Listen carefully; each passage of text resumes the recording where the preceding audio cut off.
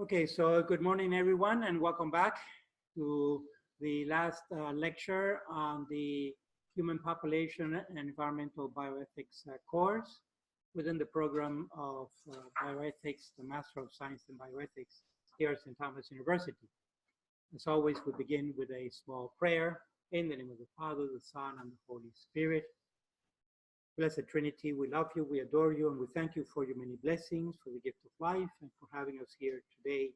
We ask you to send your Holy Spirit to inspire us to continue studying about nature and our own impact on nature, that we may preserve it and live responsibly as you want us to live here on earth with the capacity for the good.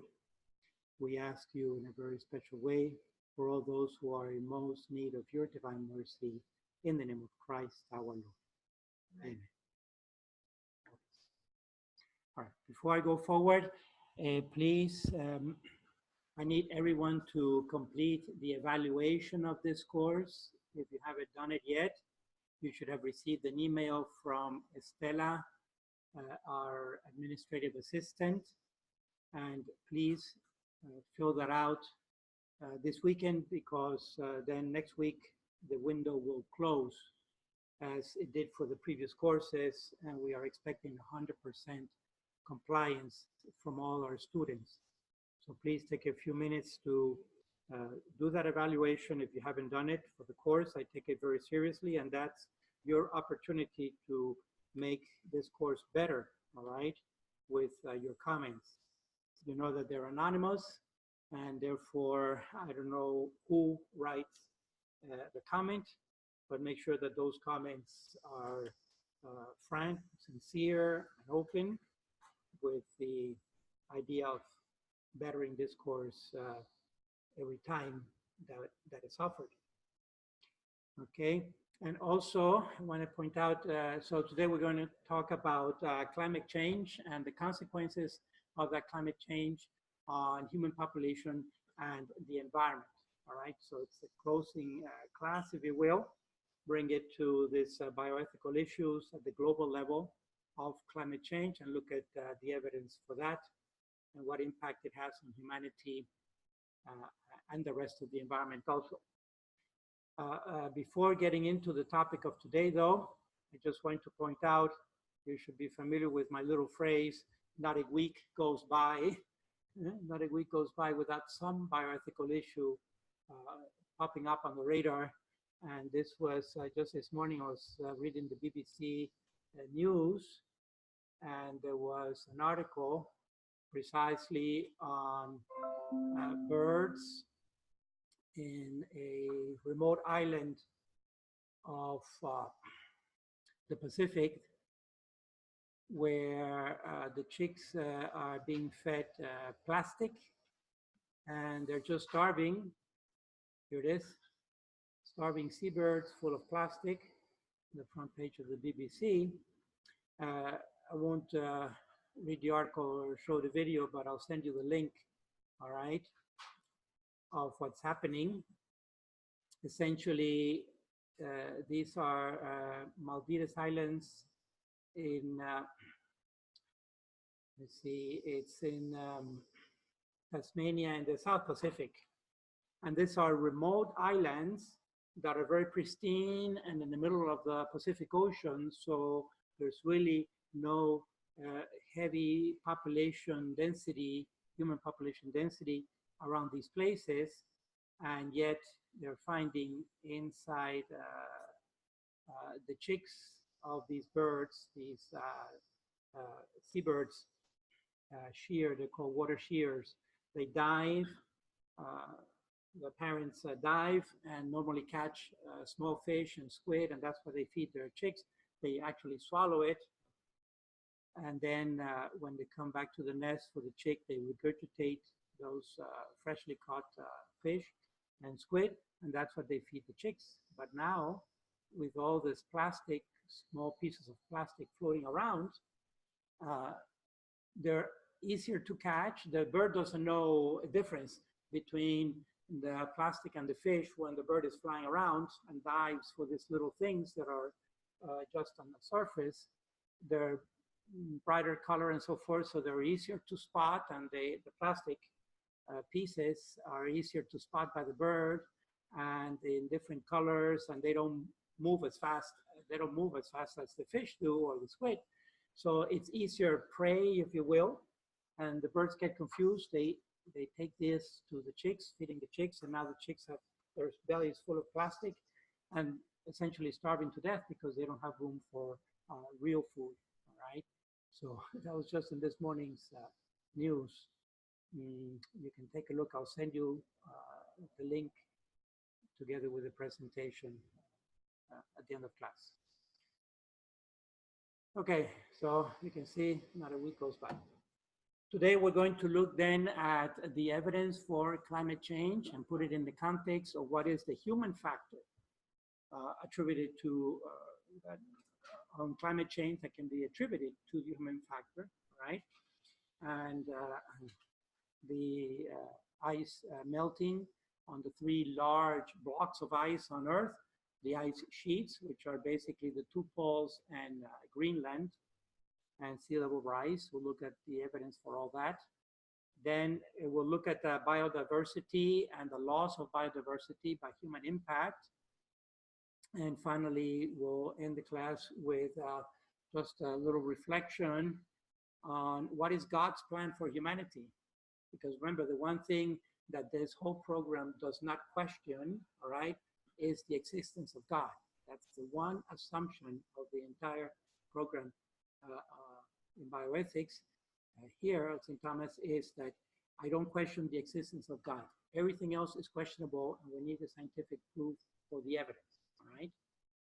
But if God is, and if God exists, then he has to exist as God. In other words, as supreme, omnipotent, omniscient, omnipresent, etc. All the omni characteristics of God, including creator and creator of humanity. And then we can draw on what is known as the Judeo-Christian tradition, essentially the Old Testament, the New Testament, and the 2,000 years of theological reflection upon revelation, the manifestation of God in our midst.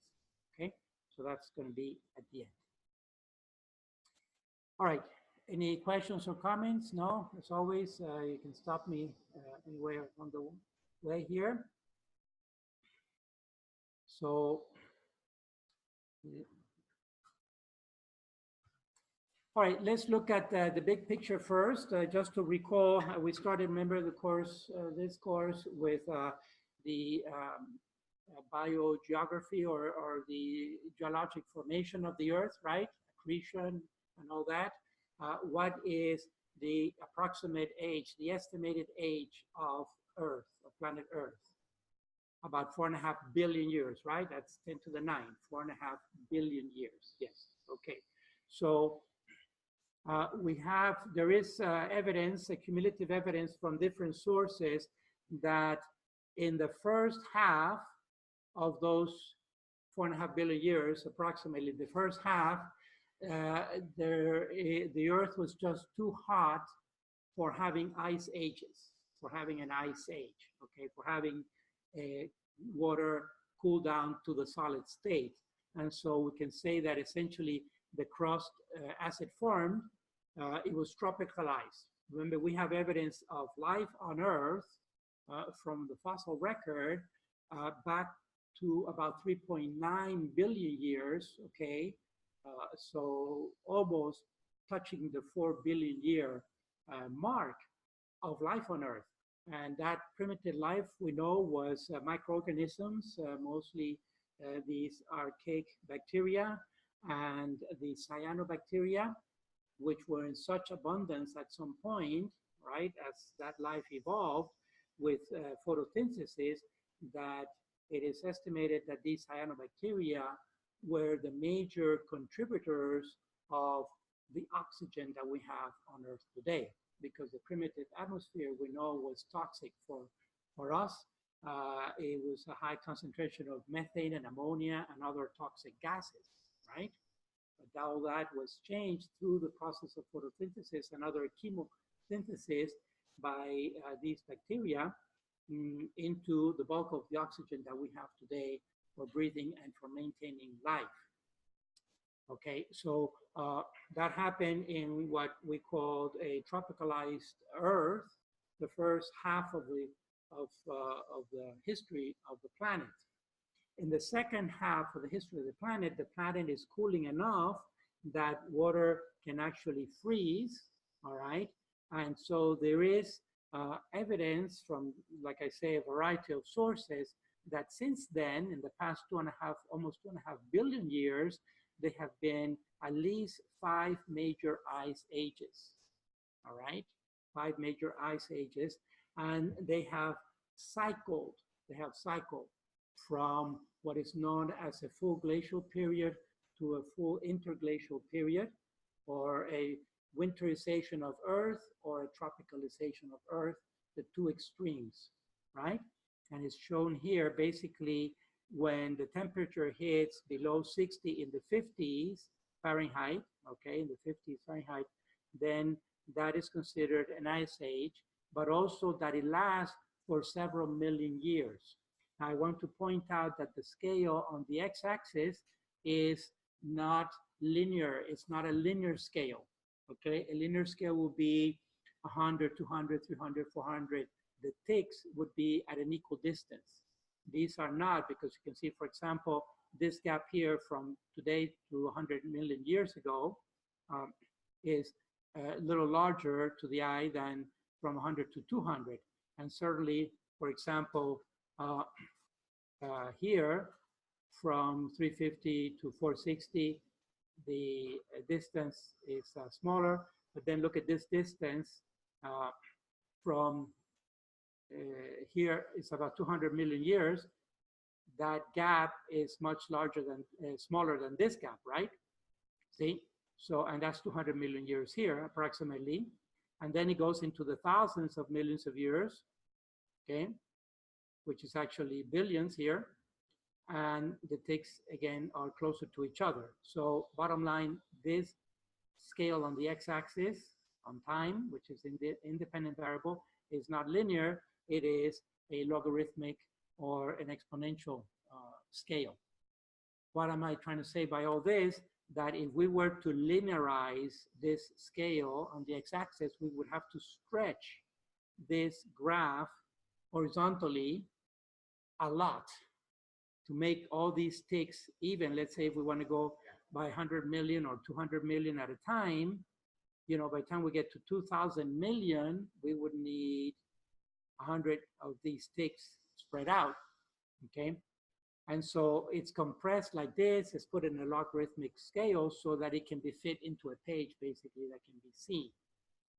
All this to say that the distance between ice ages is typically in the millions or hundreds of millions of years, even though here they seem to be very close to each other and then they span out, but no, this is a more realistic visualization, if you will, 260 million years gap here, all right? You follow me? So that's one thing, that these ice ages are separated by millions and hundreds of millions of years, number one, so the long-term cycles. And number two, that they are cycles indeed, because there have been at least 5 of them that have been recorded from a variety of data that has been analyzed over the decades, right? So we have in the big picture that the first half of the life of Earth, the Earth was too warm to have these ice ages, so it was a tropical ice environment. Nature, life synergized on that and capitalized on it, if you will, by essentially generating the process of photosynthesis and transforming the atmosphere of the Earth to where it's an inhabitable atmosphere. It's a benevolent atmosphere that is conducive to other organic life living, especially non-photosynthetic animals, okay? So consumers as opposed to producers. Then in the second half of the history of the Earth, we have these long range, very long range fluctuations of water going from liquid to solid, all right? And the temperature range, let's say from the 50s to the 80s, on average, 30-degree temperature range back and forth, which is within the range of life, of the existence of life on Earth, which has allowed for biodiversity, for what is known as radiation. When we talked about speciation and evolution, remember, expansive radiation and punctuated radiation. These are terms that we covered in the course on evolution. But these cycles, long-term cycles, drove, if you will, the variety of species that we have today.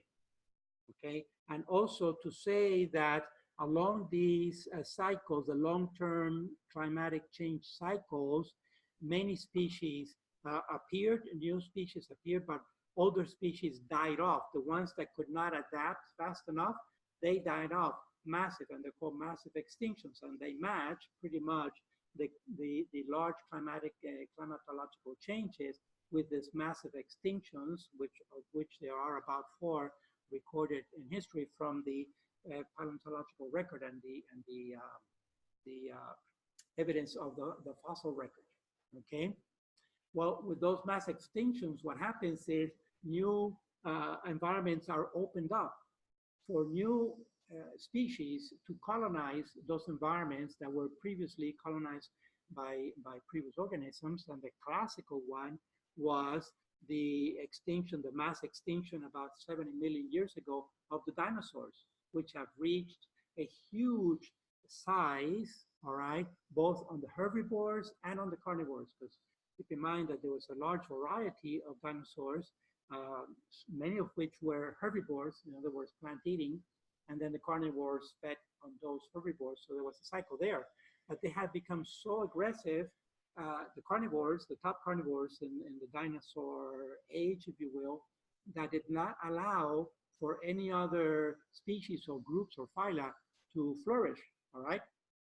Especially the mammals, which are more sophisticated because, for one thing, we maintain our own body temperature and things like that. We're better adapted to climate change.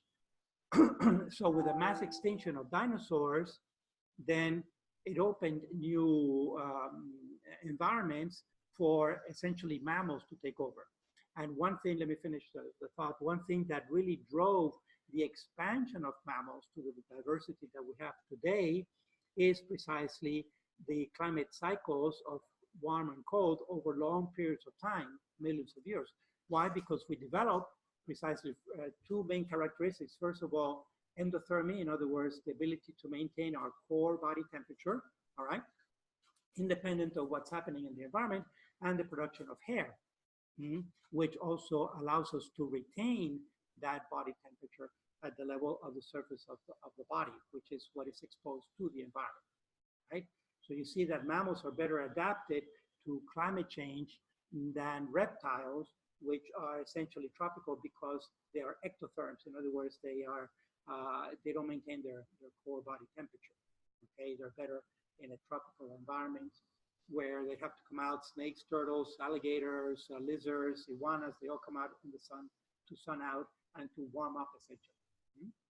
Okay, so you see that really these climate changes in the long term have been advantageous to life on Earth and to diversification of species, all right, what is called expansive radiation events.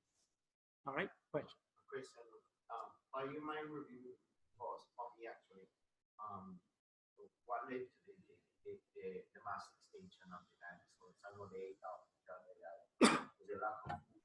They trying to change the effect, right?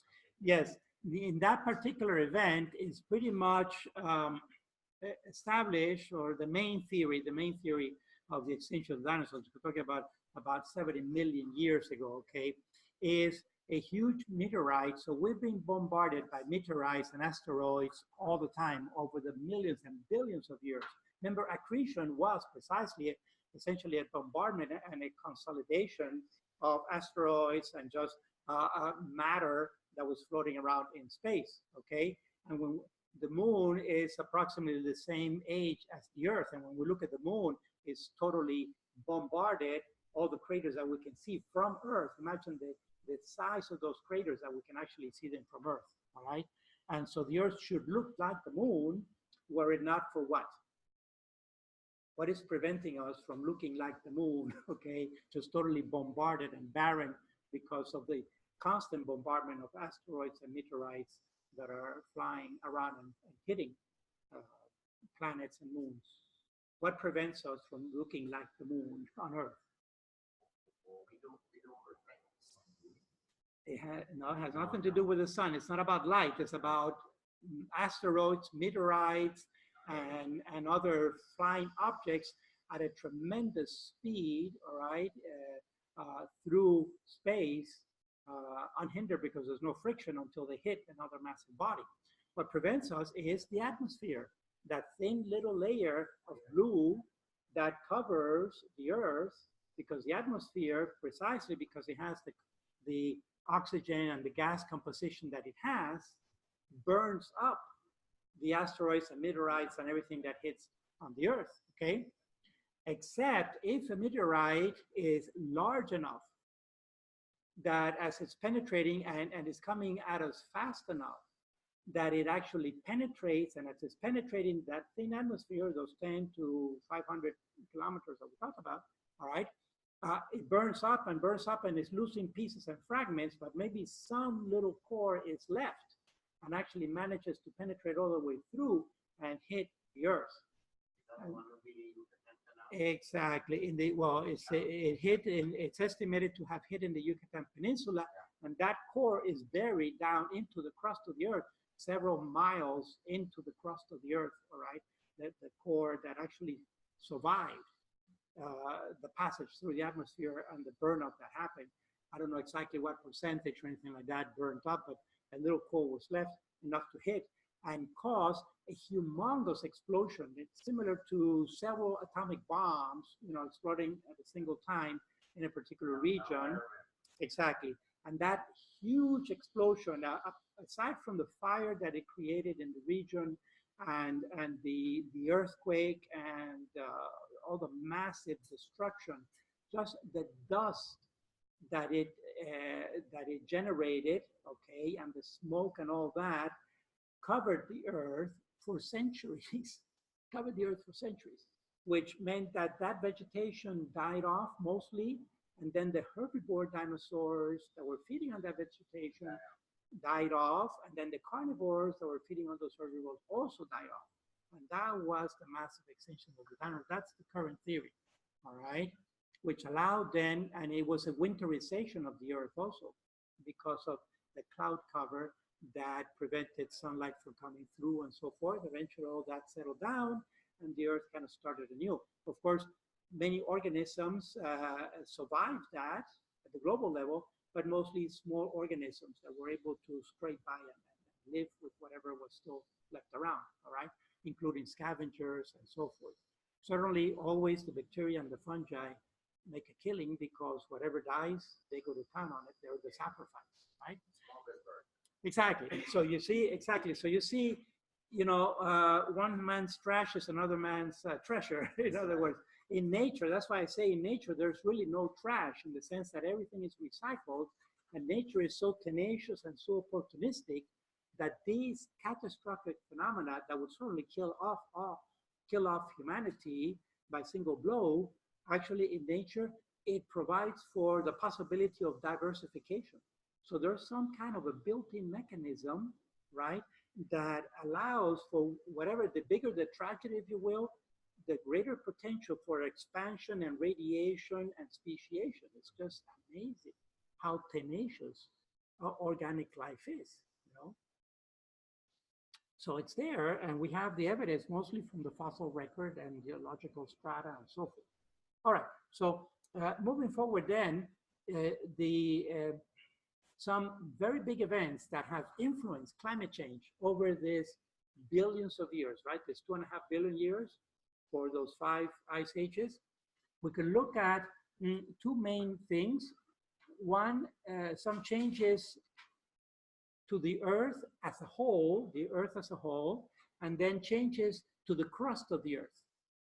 All right, so we're staying with the big picture here. At least there are 3 phenomena that affect climate change in the long run, okay, in the big picture, again, the scale of millions to billions of years. And it has to do with the Earth's orbit, rotation, and translation, all right? So, you know, these two words, rotation is the Earth turning upon itself, an average of every 24 hours with one rotation. And then translation is going around the sun, an average of 365 days, which we call a year, all right? But it turns out that the orbit around the sun is not a circular orbit, it's elliptic, all right? And it has also its angle, and that varies somewhat from cycle to cycle, from year to year, from century, from millennia to millennia. Okay, these are long-term cycles. That's called eccentricity. Eccentricity is that whole orbit of the Earth around the sun in an elliptical fashion, year after year, which is slight inclinations up and down, which even if they're just fractions of degrees, the distances are so massive that it can have an effect on the Earth and influence climate change. Also, what is known as obliquity. Obliquity is the actual angle of the Earth, because you know that the Earth is not vertical, if you will, the axis of the Earth on a hypothetical plane on the planets from the sun. The axis of the Earth is not vertical, you know, it's not perpendicular to the sun ray, for example. Rather, it's at an angle, right? It's at an angle. So that obliquity exposes the northern hemisphere and the southern hemisphere in different ways to the sun. So that also has an effect on these cycles of climate change. And finally, the third one is called precession. Precession is the wobble that occurs, all right, around that axis. In other words, our rotation around the axis, if you can imagine the Earth as the typical orange, right, rotating around itself, around the axis, a hypothetical needle, if you will, across the center of the Earth, that needle is not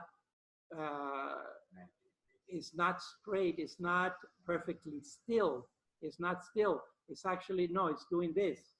It's wobbling, okay? It's wobbling, all right? It's called wobble. In other words, that the center axis, if you can imagine a hypothetical axis through the Earth, through the center of the Earth, and the Earth rotating around that axis, central axis, that axis is not still. It's actually wobbling. And it's slowly but surely, that wobble is increasing. It's like a top. Remember, I used to play top when I was a kid, right? Eventually, when the top runs out of spin, at first when it's spin, it's not as nice and straight vertical. But when it runs out of spin, it starts to wobble, right?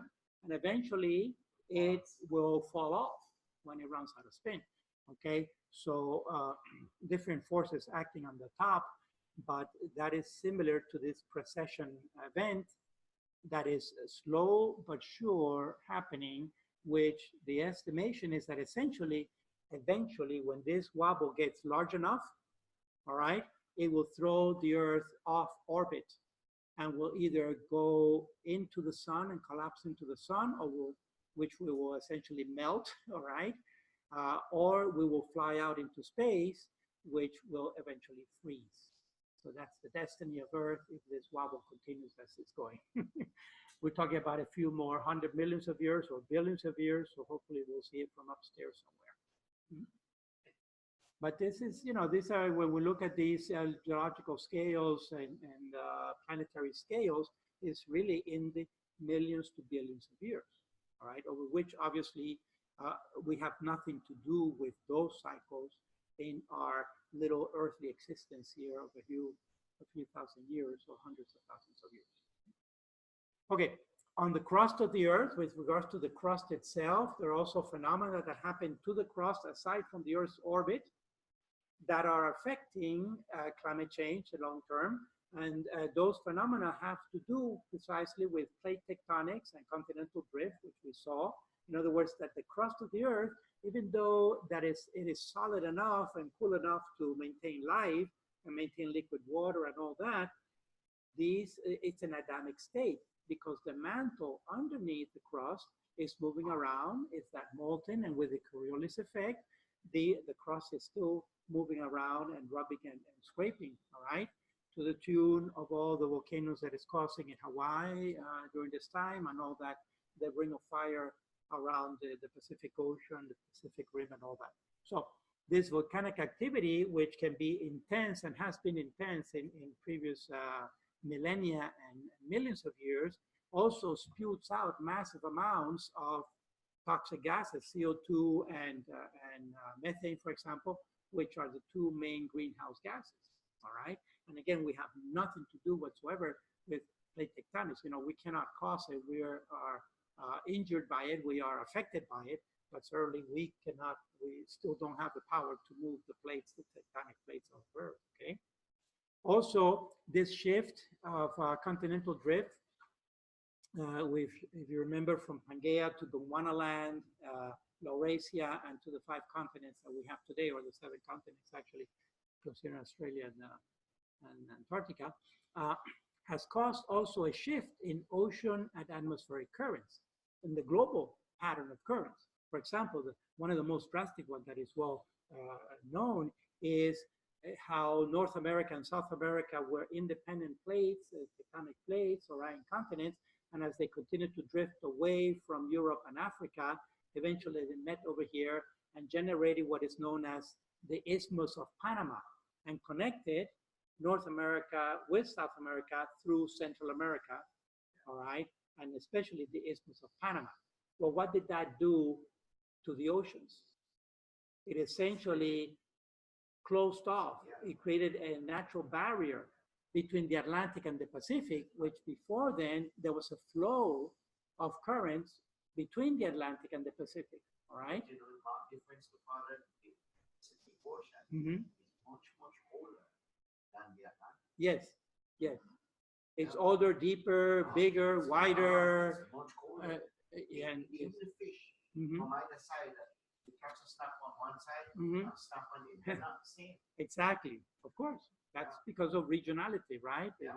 That has to do with the ecosystem and the communities living in that particular environment and region, which is determined by a number of abiotic factors, the climate factors, of course, right? So all those events that have happened either with the orbit of the Earth or with the crust of the Earth have influenced climate change in the big picture over the millions and billions of years. And certainly we had zero to do with that, right, as far as human activity.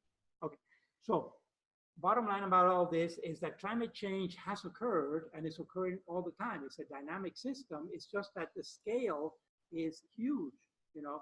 And so for us, it looks like the climate is pretty stable right now, yeah. But actually, because our scale is very tiny when we compare it to the millions and billions of years of these cycles. Even if we zero in the past 500,000 years, okay, because let's go back here for a scale. It is said that today we are in an ice age, technically, because here's today, all right, and the average temperature is in the 50s globally. And so technically we are in an ice age coming off a dip. But it's anybody's guess where this curve is going, if it's going to dip again or if it's going to shoot up, all right? For now, it's shooting up, the temperature. Getting a little ahead of myself, but what I want to say is I want to bring this scale down to 500,000 years instead of here being in the millions and billions. Let's go down to 500,000 years, all right? In the past 500,000 years, in the past 500,000 years, in the past 500,000 years, there's also evidence of fluctuation of at least 4 major glacial and interglacial periods, okay? These are major glacial and interglacial periods within an ice age, all right? So we have 2 time scales going on here. As we zero in, of course, this, as we reduce the time scale, in other words, going from billions to millions, and from millions to 100,000s, and from 100,000s to thousands, from thousands to centuries, from centuries to decades, you know, as we reduce the time scale, of course, what is the intuition? The intuition is that this graph is going to get more fuzzy and more wiggly. It's called noise. It's called background noise. It's going to be more noise until you get down to the yearly cycle of summer, winter, all right, and so forth, which is the basic cycle. It's, well, even you can take it down to the day. Between day and night, there is a temperature difference, but then you can go to the year with a seasonal difference, all right? Especially keep in mind in the Northern Hemisphere where there's the most of the landmass. So anyway, it's cycle upon cycle upon cycle, all right? And so within the past 500,000 years, at least 4 major glacial and interglacial periods, okay? Because we are here now, technically, we are at an interglacial period within the bigger picture of an ice age, okay? Of the most recent ice age, which started about 3 million years ago, more or less. But the last interglacial period was estimated to be about 10 to 12,000 years ago, all right? So you can see that as the temperature changes above or below an average, okay, let's say if this scale was to match the previous one here, all right, the average is going to be between 60 and 70.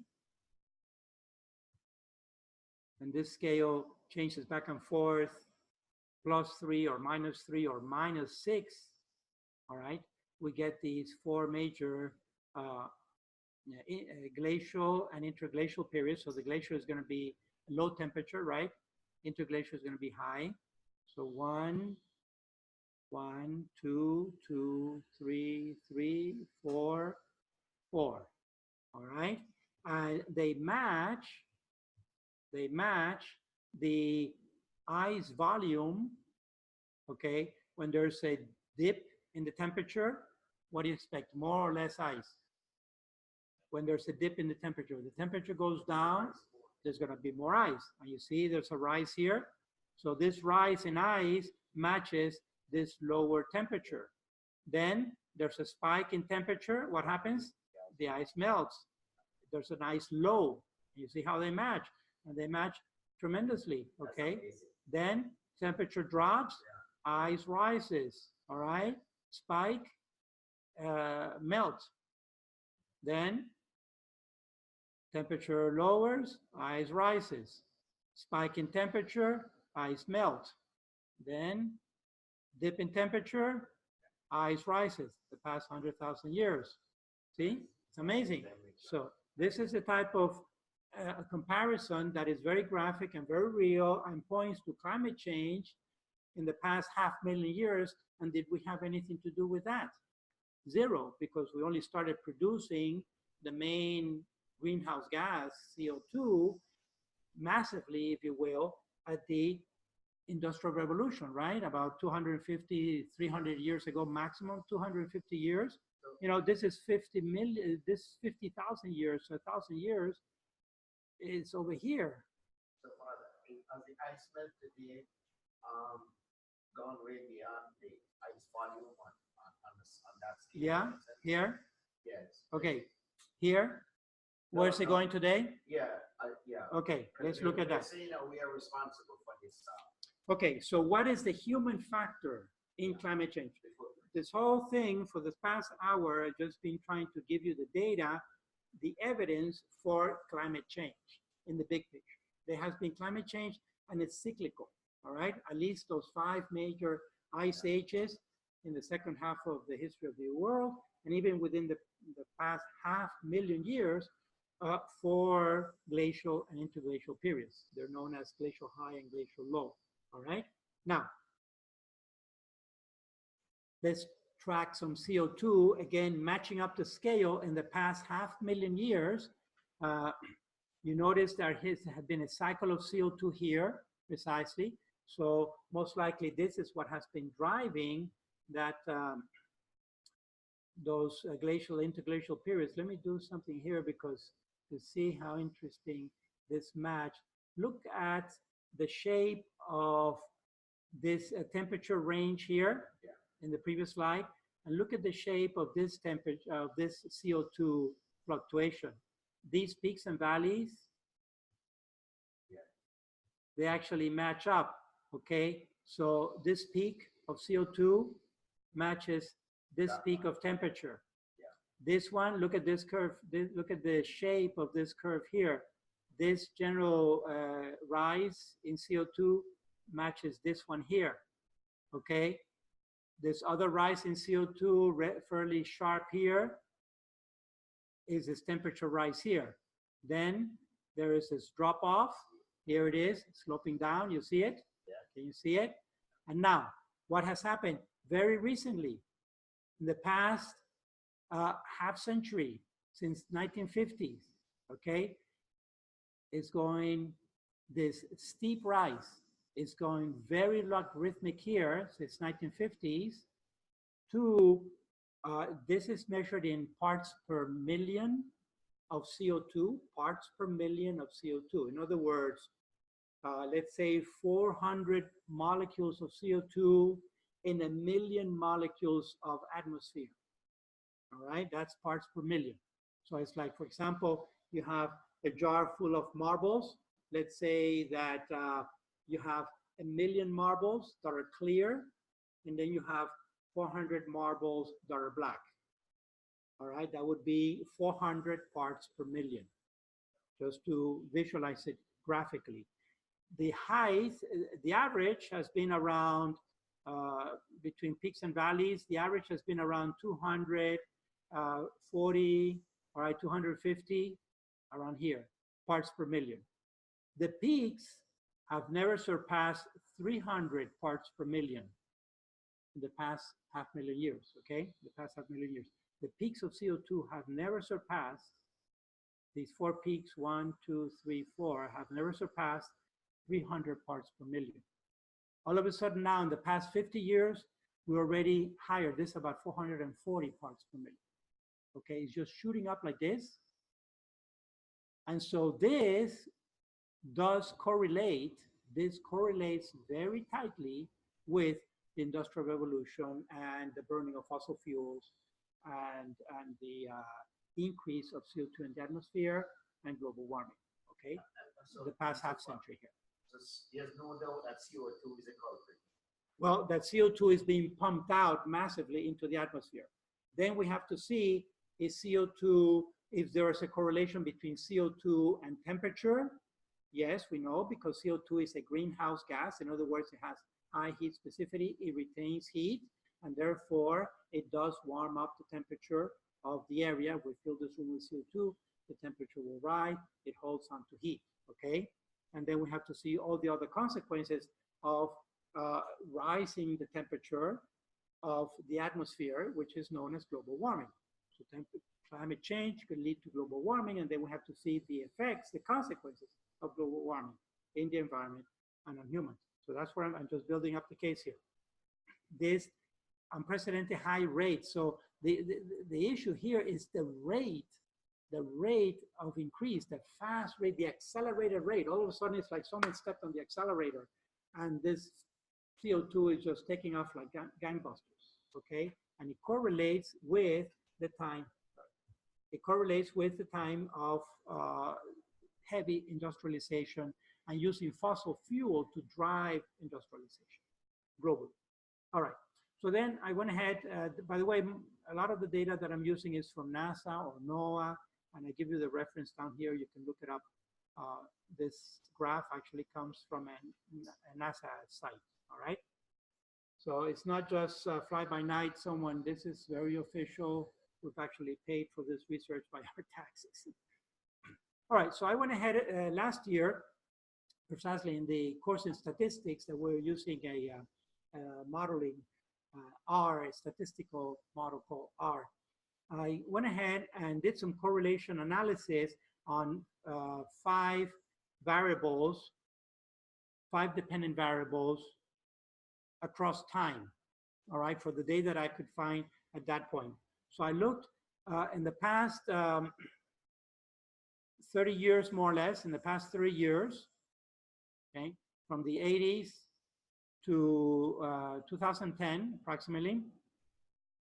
Population increase as one variable, CO2 increase, temperature rise, ice melt, and sea level rise. Of course, ice melt is proportional to sea level rise, right? Because the more ice melts, I'm talking about the polar caps.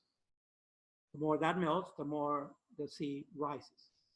I'll show you the data in a moment so you can see the data sets, which again came from mostly these official websites that are being monitoring this now on a daily basis, really. But just let me expand a little bit here. The first column, column A, is the independent variable of time by year on a yearly basis.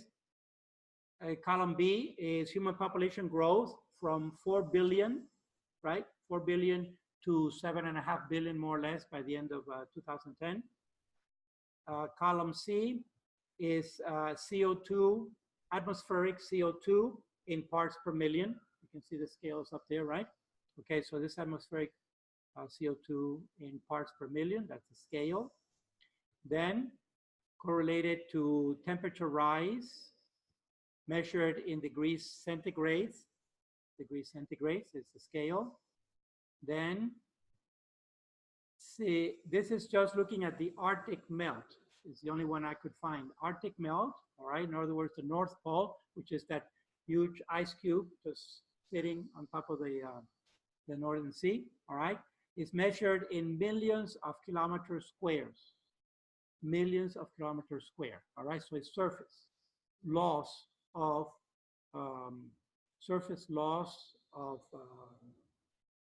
North Pole ice, of Arctic ice. Finally, column F is sea level rise in millimeters per year, okay? Now, a millimeter is 1/10 of a centimeter, right? And a centimeter is maybe across, is the fingernail of a pinky, all right? So this is measured in millimeters per year. So it's a very small rise, but it's a real rise, and it's continuous, 30 years. Now you can extrapolate this to 300 years or 3,000 years and so on and so forth. You can do extrapolations. But this is the basic data. This is the raw data that I use for this graph. Okay, and this is how it plots. Again, on the x-axis, the independent variable is going to be years from about 1980 to about 2010, so approximately 30 years span. All right, year by year. On the y-axis, this is just an arbitrary unit because the units are different.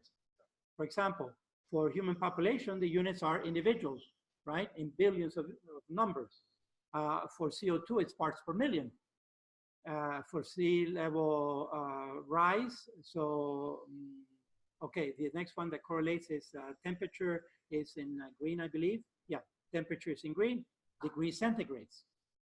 Sea level rise, millimeters per year, all right?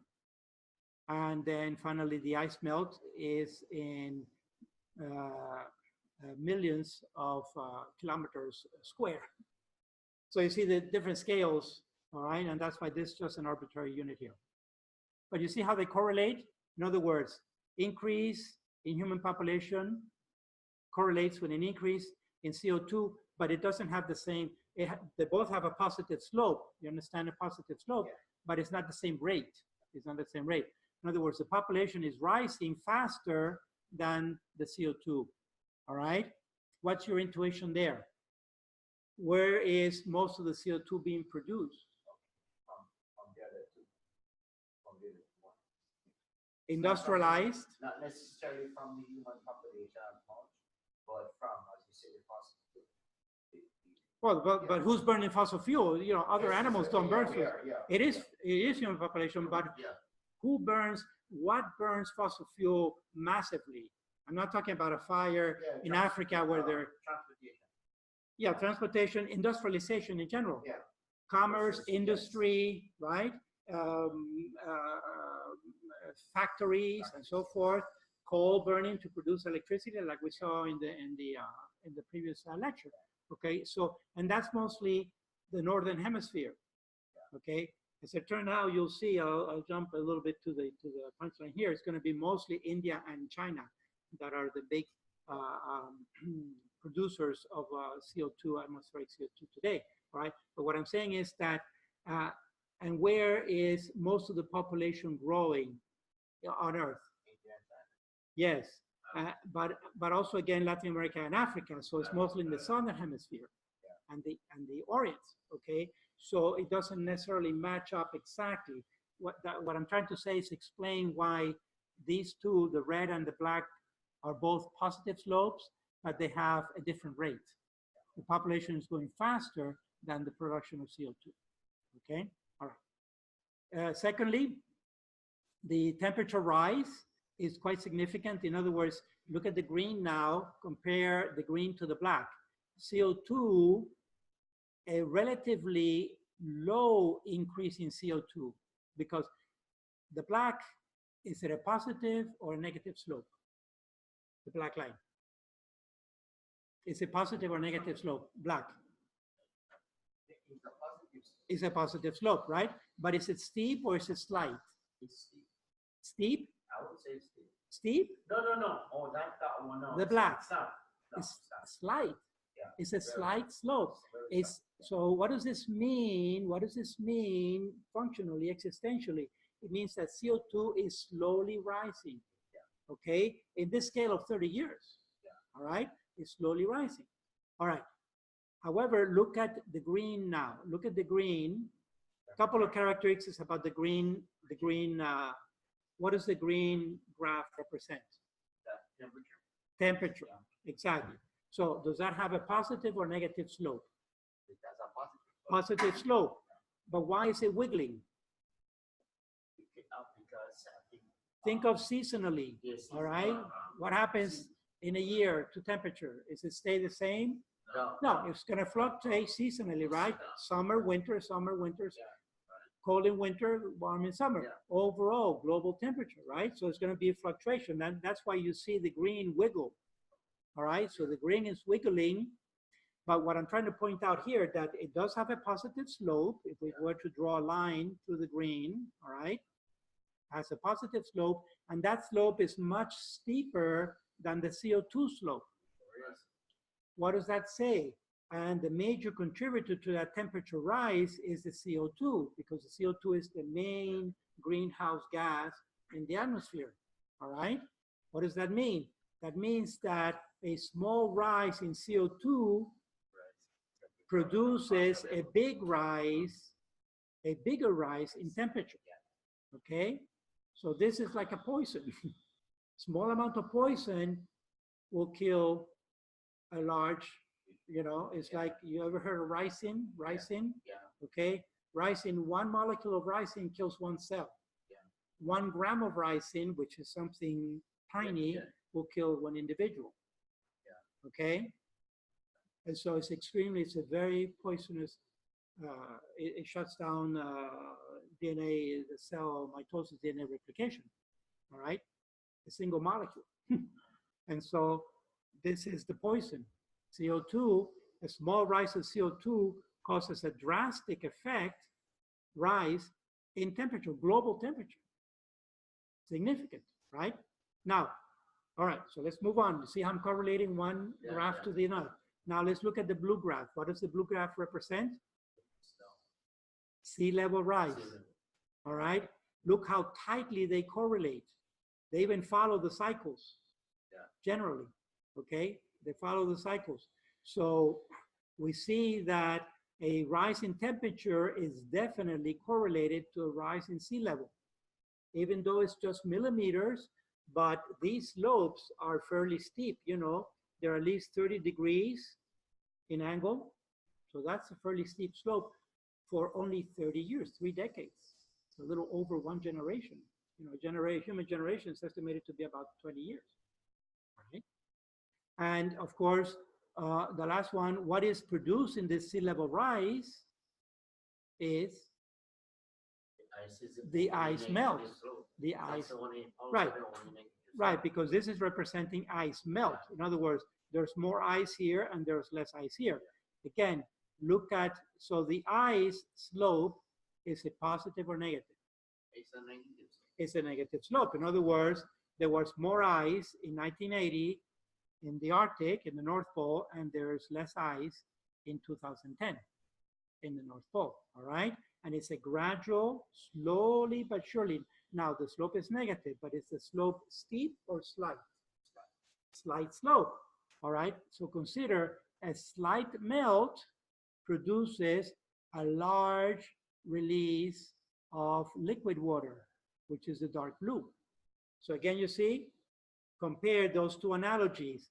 Black with green, small rise in black in CO2 produces a large rise in temperature. Small melt of ice produces a large amount of liquid water in the oceans. That all translates and equates to sea level rise, slowly but surely, okay? And this is only the Arctic.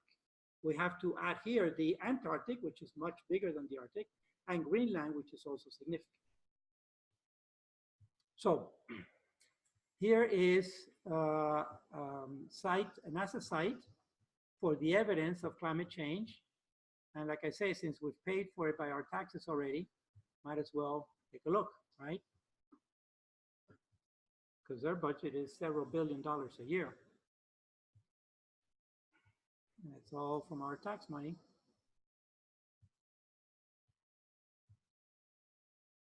And this is what it looks like. It's a very professional website, okay? Has all these tabs that can be explored. Send you the link, but just quickly here, scroll down. There's a graph that we're familiar with right now, okay? We talked about it.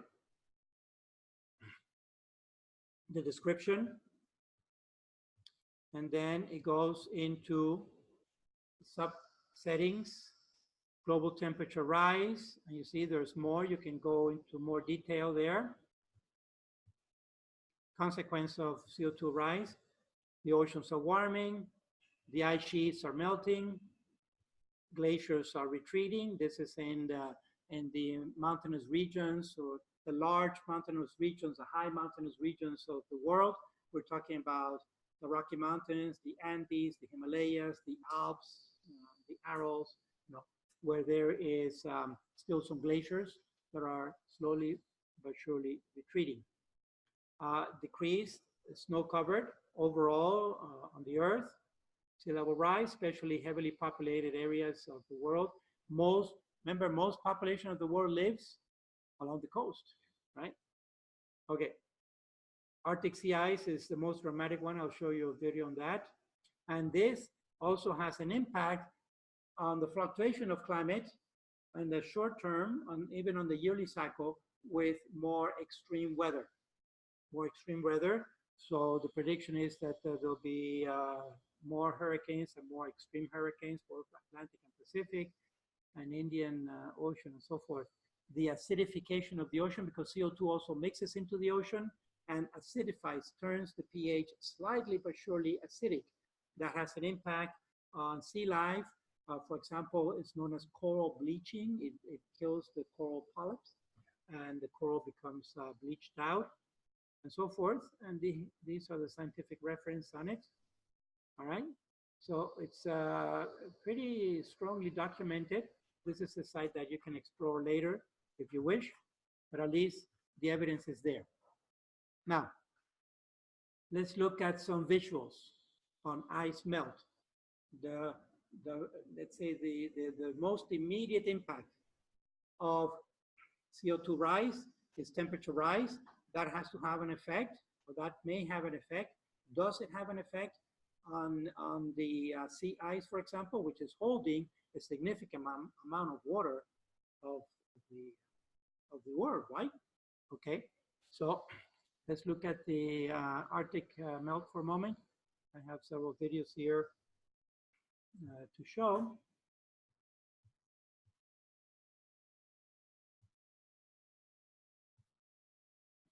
This is on the Arctic.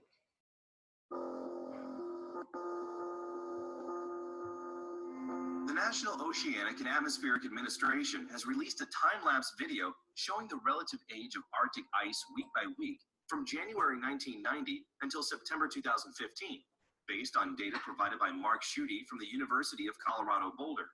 Seasonal ice appears darkest blue, while older ice, over 9 years old, appears white. This is time-lapse photography, okay?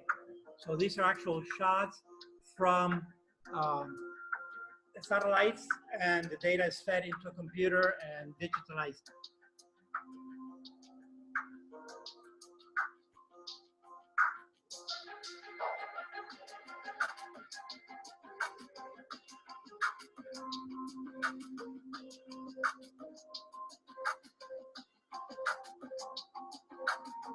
Once the video ends, it's clear the older ice is running considerably lower after 25 years of climate change. Okay, so look at the comparison. 25 years, it kind of correlates with the 30 years that I did, all right?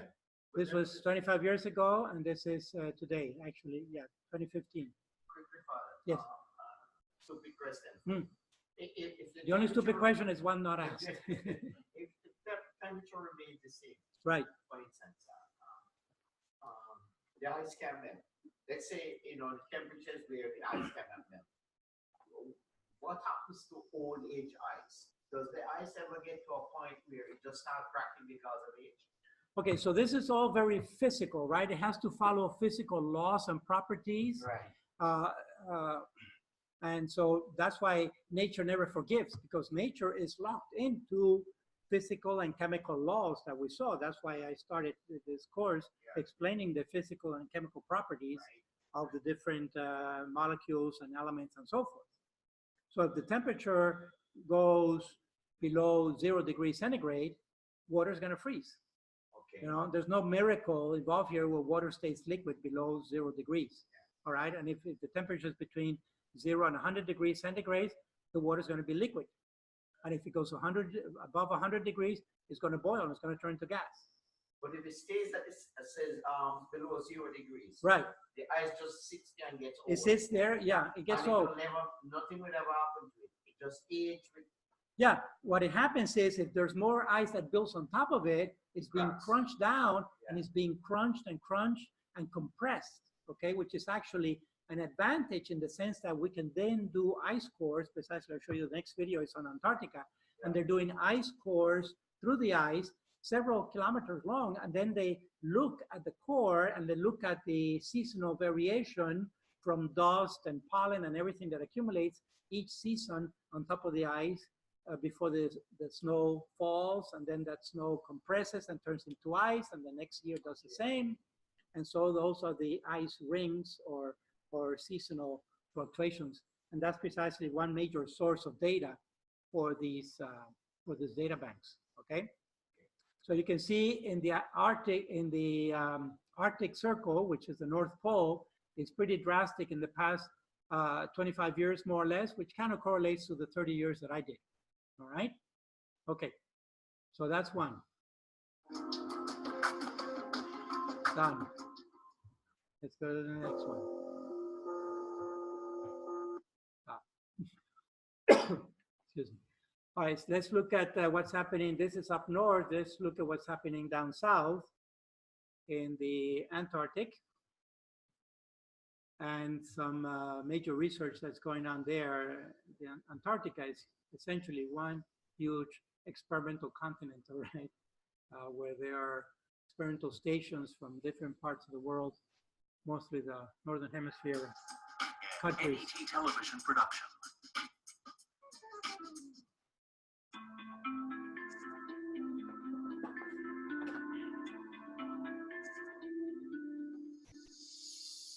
Antarctica is the iciest place in the world. Better? There's so much ice here that only a few valleys in all of Antarctica are virtually ice-free.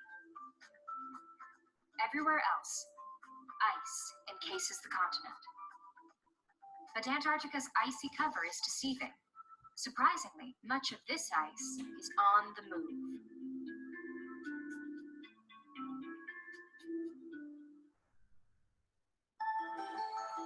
Antarctica may appear to have a single coating of ice, but not all the ice on the continent is the same. The majority exists as ice sheets that cover the land and slowly move towards the sea. From land's end, the ice continues to move as ice shelves that extend over the sea. And beyond the ice shelves is seasonal ice that freezes the sea in winter and thaws in summer. Polar researchers use the 3 types of ice to detect how Antarctica affects global climate. 600 miles from Mcmurdo is the West Antarctic Ice Sheet Divide, the high point of one of the world's largest ice sheets. We're a mile above sea level, and even though it's incredibly flat, there's actually 2 miles of ice below us. 2 miles of ice below. Okay. Most people think of this as just snow. My colleagues and I, this is a collection of chemicals and gases that are characteristic of the climate when the snow fell. Now, the snow here never melts, it just piles up layer after layer and gets finally compressed into ice. But in order to see those layers, you have to go underground. So let's check it out. Notice there's also gas that is trapped in the ice. Yes. Okay. And that is very informative because that's old gas. That is the atmosphere, how the atmosphere was back then, years ago and centuries ago and millennia ago. So the small amount of gas that is trapped in there, that is studied too, and see what was the chemical composition of the primitive atmosphere. All right. So there's a lot of information packed in here. It's going into the hole underneath the ground, underneath the ice. Check this out. Yeah. It's a lot like looking at a very high-resolution photograph of how climate has changed in the past. You can really see the different layers in the pit. So this is 1 year's worth of snow accumulation. Yeah. And there's a 2nd year's worth of snow accumulation here below it. 3 feet of snow. What the climate was when that snow was deposited. That's their lab. Look at the ice cores. Researchers here are drilling cores of ice to investigate Antarctica's climate history. These ice cores contain bubbles of ancient atmosphere. Nice and slow. Levels of greenhouse gases trapped inside the ice reveal times when conditions were cold or warm. We're looking back about 100,000 years back in time, and that goes through the current warm period and the last glacial period. Can you hear okay? Ice has existed here for millions of years. And since gravity steadily moves the ice sheet towards the sea, even the oldest ice can tell just part of Antarctica's climate. Sorry? The movie series, the Game of Thrones, Oh. they show pictures like this. Oh, yes? Really? Yes, yeah. Oh, okay. Okay. Can you hear it okay? Oh, yeah. You can hear? Oh, yeah. Good. It's amazing. Past. But the length of ice records only extends back to maybe 1 million years or so back in time. If you want to go further back in time than 1 million years, you have to go with rock records. Finding the rock layers is a challenge on a continent covered by ice. As ice sheets grind across the land, they swallow up the rock layers that detail Antarctica's climate history. There's been this erosional bulldozer, if you like, the ice sheet just bulldozing the rocks on the continent. There are no rocks left of the age we're after. As an ice shelf extends over the sea, the warmer water slowly melts away the bottom of the ice, Amazing. dropping stones to the sea bottom. So geologists are exploring places where ice has deposited them in layers of rock. The best sites are the ocean basins beneath Mcmurdo Sound. Look at that crack. Here, marine life thrives in the salty, freezing waters of the sea. Over time, different sea plants and animals have adapted to changing ocean temperatures. Geologists with the Andrill drilling project will core into the seafloor rock layers to learn how long ice sheets have existed on Antarctica and how ice here has affected global climate. Right now, Antarctica seems to be locked in a very cold climatic condition. That wasn't always that way. Andrill geologists are not studying the ice itself. They're using sea ice, or the ice shelf, as a platform to support a rock coring drill rig. They're sending a drill through the ice and down nearly 1,000 feet of water to bore into seafloor rock layers. But drilling on ice is challenging. First, Andrill will drill on the Mcmurdo ice shelf. Although it looks like the ice is frozen in place, the ice shelf is in constant motion. We're sitting on this floating body of ice, 600 feet thick. It goes up and down once a day with the tide, a meter or so. It's moving to my left at about 150 meters a year. What are the problems we have? If this ice freezes onto our drill string and it goes up and down with the tide, it's just going to rip it out of the ground all the time, and we won't be able to get any core. So Andrill engineers created a hot water drill, a moving ring that shoots jets of steaming water to melt a wide hole through the length of the ice shelf. The hole allows Andrill to continue drilling as the ice shelf moves more than 70 feet during the 3-month drilling season. And so what the drillers will do is deploy it on an angle and anchor it into the sea floor, and then the ice shelf will have moved over the top. Then, Andrill will drill on thin sea ice. We're standing right now in the southern part of Mcmurdo Sound. Seasonally, this region will break out. The sea ice that we're standing on will melt out. Just 20 to 26 feet of sea ice supports Andrill's massive drill rig. We have a drill rig that weighs 40 tons. That's before we add any drill pipe to it. So we add airbag flotation to compensate for the weight of the drill pipe that goes all the way to the sea floor, and we inflate that progressively as we add more pipe to it so that we can continue to drill effectively. Andrill's drilling innovations on sea ice and the ice shelf will reveal a continuous record of Antarctic climate conditions since the continent plunged into a deep freeze. To learn more about Andrill's climate research, watch these episodes of Antarctica's Climate Secrets. Tremendous technology and human ingenuity and creativity, huh? Well, I'm willing. There are a number of innovative things that are going on, including the sinking and, well, like we saw, growing algae and things like that, right? From last class. You know, part of the reason why, well, for me, for instance, it's hard for me to buy, not say buy, but to look at this from an objective point of view. It has now become a political. Yeah. And when you put politics in there, for me, it's a turn off. So, right, of course, but look. So let me connect the dots for you. We're dealing with a natural phenomenon. All right, we're investigating the natural phenomenon. What happens? There's going to be technology involved. If there's technology, you saw the level of sophistication of technology. Yeah. How many millions of dollars do you think that being poured into that rig? So if there's technology, there's going to be economy. Yeah. Now, if there's economy, there's going to be politics, yes. Right? And so those are the, but politics, the problem with is not the politics itself, but it's ideological politics. Exactly. In other words, when we get into ideology that is not based on the science, then it becomes sensational, and then there's an agenda that people are trying to drive on either side, you know, either on the denials or the fanatics. Yeah. And so that's why I try to give you as much of the scientific evidence as possible so that we can make rational judgments on the whole topic of climate change. As you can see, it's super complex, you know, and there are many issues involved, but trying to sector out the human aspect of climate change, all right? Which is the stuff that we can change, because for the rest, for the natural cycles, there's nothing we can do about that. But you've convinced me. Next year, my wife will be driving an electric car. Well, there you go. We'll buy one in next December. Yeah, well. That's when our lease is up. So. Yeah. You know, it's one step at a time. Okay. This is when most Greenland. Imagine the surface of the Greenland ice sheet. Excuse me for a moment, just to put it in context. Because we're going back north, close to the Arctic Circle, but not quite. Let's see.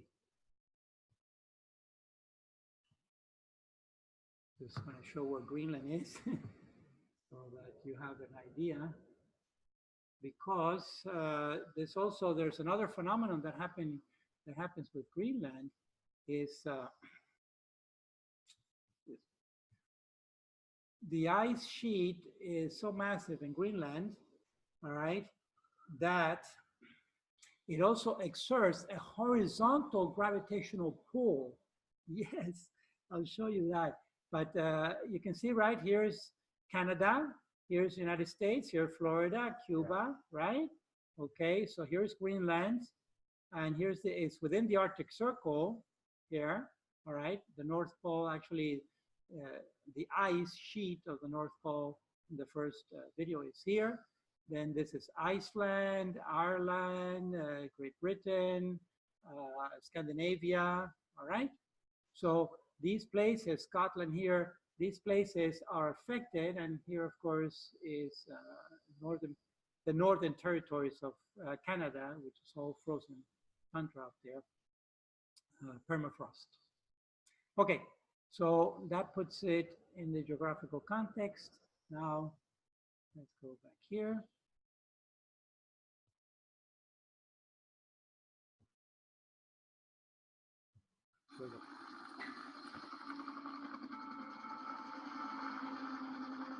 When most people imagine the surface of the Greenland ice sheet, they picture a vast plain of flowing snow.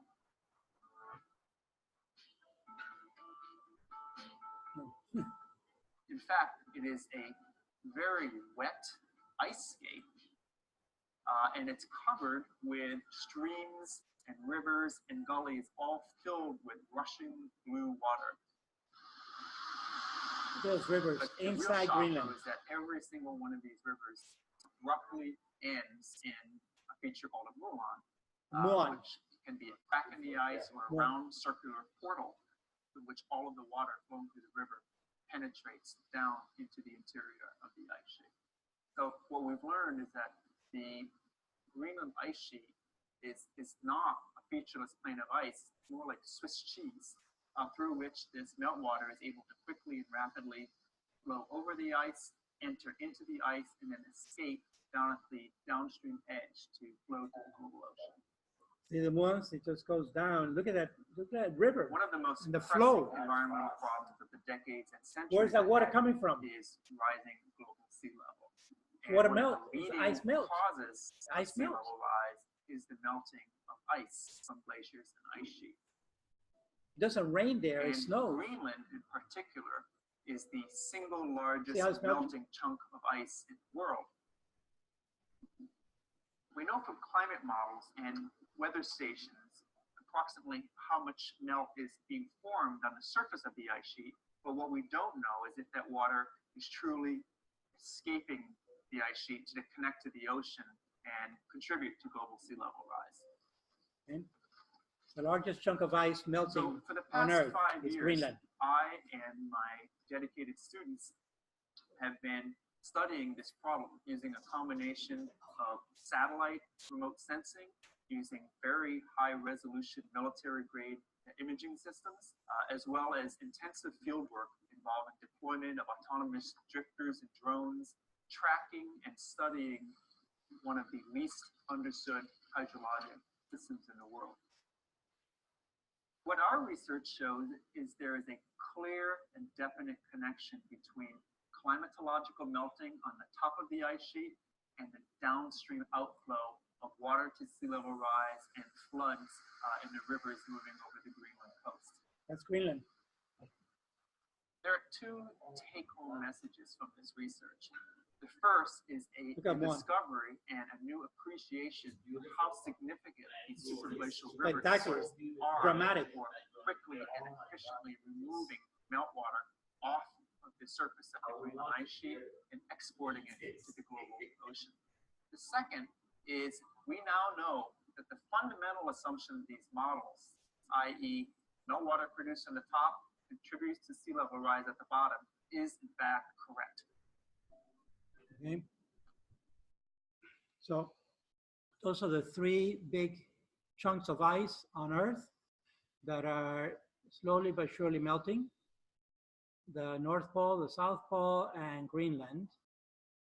Now, there's another phenomenon also regarding the ice sheet in Greenland, specifically because it's close to land masses, and the gravitational pull that the ice, that the water that is trapped in that ice, okay, that pulls the ocean next to it, pulls it up, and creates like a bump. So here is a video that explains that much better than what I'm doing. Let's see. And this is the massive ice sheet on top of Greenland that is exerting a horizontal gravitational pull, a combination Near of a two melting forces. ice sheet, two opposing effects influence local sea level. A weakening gravitational attraction lowers the sea near the ice sheet, while at the same time, water flowing into the ocean raises it. To take Okay, so the two simultaneous effects that have an opposite impact. First of all, the ice itself, the mass of ice, is exerting gravitational pull, just like every mass exerts gravitational pull. What's the largest gravitational pull on Earth? What we normally call gravity. What is exerting that? What is generating that gravity, that force? The core, on the core of solid iron of the Earth, right? That's pulling, that's causing gravitational pull on Earth. But that's not the only mass that there is on Earth, massive mass. Every mass exerts gravitational pull, all right? And so the ice on top of Greenland is so massive that it also exerts a gravitational pull sideways. Just like the moon, for example. What causes the tides on Earth? What causes the tides on Earth? What about the moon? Just sitting there? Oh. What about the moon? What about the moon is causing the tides on Earth? It's the gravity of the moon. In other words, the moon has a gravitational pull. Remember, we talked about this. How quickly you forget. Okay, so the moon has also a gravitational pull because it's a massive body. It's a mass, all right? And that has an effect on Earth. As the moon is rotating around the Earth, right? Or translating actually around the Earth, the moon is pulling, the gravity of the moon is pulling the Earth. And what is the element that reacts most to that? The material on Earth that reacts most? The water, liquid water. And so there's a bump of liquid water that follows the moon, okay? The moon actually kind of pulls the waves. It's pulling, well, it's pulling the tides, which is different from wave because wave action is mostly by wind. But the tide, in other words, it causes a bump. Every time that the moon comes around the Atlantic Ocean, across the Atlantic Ocean, right? It is pulling the water at the surface of the ocean up toward the moon. It causes a bump, right? It's a high tide. When it hits the shore, it's high tide. And then on the opposite shore, it's low tide because the bump is moving this way. But the bump doesn't actually leave, why? The water, the liquid water doesn't actually leave and connect to the moon. Why? Mostly because of the gravity of Earth that pulls it down. So it's a dynamic balance between two opposite gravities. The gravity of the Earth is kind of stand still, but the gravity of the moon is moving around, and that's what's causing the tides. In the Pacific, it's even more dramatic because it's a much larger span of water, and it actually causes two tides in the Pacific as opposed to one, all right? But anyway, and that's equivalent to this bump that you see here. That is the water, the liquid water of the ocean that is being pulled up by the ice in Iceland that is being, pulled up, all right? Simultaneously, Iceland is melting, and so that's contributing to melting water that is running off into the sea, which is rising the level, all right? And so as the water is being pulled up toward Greenland, it's being lowered in other parts around in the surrounding coast. And so you can see, the yellow indicates the water, the ocean water that is being pulled toward Greenland, okay? But the green is starting to appear here. It's a little green line, all right? Here, that little green line represents the water that is melting off Iceland, Greenland glacier into the Atlantic, which is rising the level, all right? So you have this, again, this dynamic system of rise and fall what is the net result. Okay, let's continue with the video then. Take a concrete example. Imagine that the Greenland ice sheet suddenly collapsed into the sea. Globally, the meltwater would raise sea level by an average of about 22 feet. But relatively nearby, in places like Scotland, Norway, and Newfoundland, the disappearance of the ice sheet's gravitational tug on ocean water would cause sea level to drop. Exactly. So globally, the sea level will rise because that ice has melted, all right? But locally, the sea level will drop because now that sea level in the surrounding land around Greenland, the sea level is artificially, if you will, is being pulled up. The sea level is higher there because of the gravitational pull, horizontal gravitational pull that the ice, the Greenland ice, is exerting on that local water. It's incredible, but it's real, okay? It's real. And so it has, imagine, it has these, it has a global effect that is one way of sea level rise, but it has a local effect of sea level drop. So if you think along the coastline, that's going to have a high impact. You know, what used to be on the coastline for Scotland, now it's going to be 2, 3, or 4, or 10 miles inland, because the coastline just receded out by 10 miles. Okay. Okay, so these are interesting phenomena and need to be taken seriously because this global warming is happening. And we saw that river in the middle of Greenland is liquid water that is melting. I mean, there's no rain there, right? It snows, but the snow is melting off because of global warming. All right, so we can see 3 major consequences of climate change, 3 major consequences of climate change at least, all right? Which would be the tropicalization of the earth, the loss of the coastline, of current coastline, and the loss of biodiversity. So we need to look at tropicalization, all right, tropicalizing the earth. It's one effect, one consequence. Receding coastlines, changing coastlines, and the issue of biodiversity, the impact of biodiversity. In other words, the increasing rate of extinction of species that's around the 10 to 20 million species that are estimated to live on Earth today. All right. Okay, I'm going to run this one video and then we'll stop for a break to something to reflect about on the break. This is a simulation based on the science, based on the data and the numbers that we've seen. The simulation of what would happen, how would the coastlines look like if the ice, if all the ice was to melt. What are the 3 major ice sheets on Earth today? The 3 major ice sheets on Earth.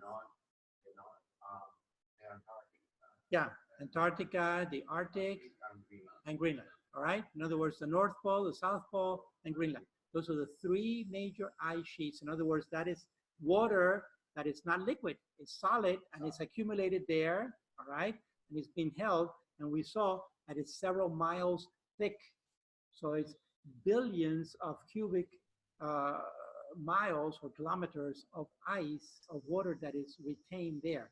If that melts, all right, how is it going to affect the coastline? What would the new Earth look like if that ice were to melt totally? Well, you guys said the Earth to Greenland, right? 22 feet. Right. And so how does that look graphically on Earth, right? That's exactly right. These are computer simulation models, of course, of what could happen. When I first heard it, I was just kind of like, really? It is almost like looking. Okay. And this is the business world, which has a stake in this, right? From the commercial perspective. Okay, actually, there's not much sound, there's no wording on this. What there's background music that to me is distracting, but basically these are photographs. Okay, so you can see these are photographs, and this is a computerized model. So this is satellite photographs, and now layered on top of these satellite photographs, like for example Google Earth, all right, layered on top of this is going to be sea level rise, all right. So it's going to be gradual, and it goes across the world. It's going across the world, major cities throughout the world, how slowly but surely they get engulfed by the ocean, and they end up in the middle of the ocean somewhere, okay? These are mostly coastline cities that are large major cities, like Perth, for example, Sydney, Adelaide. This is Australia, all right? But there's no actual narrative. It's just a music that is, in my mind, is bothering. It's just a drum beat mostly. Anyway, so I'm gonna lower the music, okay?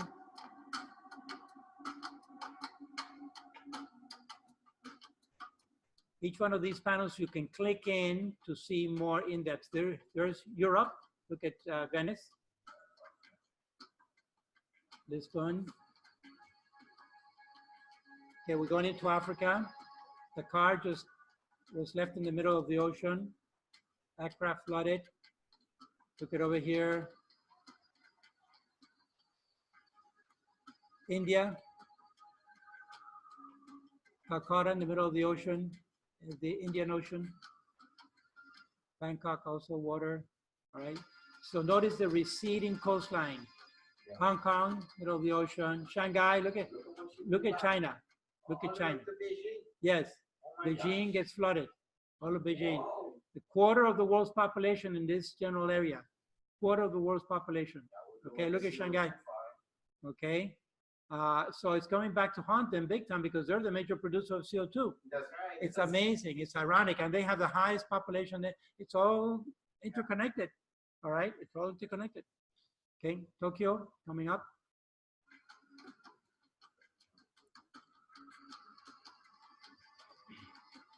Okay. South America. Here we go. Look at the Amazon Basin. Amazon Basin just got all flooded by salt water. Buenos Aires got flooded by salt water. Rio flooded. 10 million people in Rio.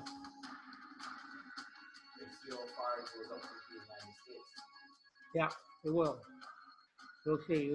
Most dramatic on the East Coast, of course, because it's lower terrain. Yeah, yeah. The West Coast has high mountains. Okay, here we go. Sea of Cortez, dipping in. San Diego just went underwater. San Francisco on the edge. Yeah, Portland went underwater. Of course, here, Seattle, right? But of course, there are the Rocky Mountains, which is a huge mountain range. So it's not going to go up thousands of feet, all right? But it will go up dozens of feet. Okay, now, East Coast. Recognize Florida? Look at Florida. Florida, New Orleans, gone. Charleston, gone. Houston. Look at that. Havana, underwater. Miami, Florida Peninsula is gone. New Orleans gone. Houston underwater. Charleston way in. Yeah, it's already underwater. Yes. Okay, but you see, the East Coast is a gentle slope. Yeah. So all that will be flooded in. Yeah. This is a total melt, of course. DC, relocate DC, relocate Boston and New York. The nation's capital.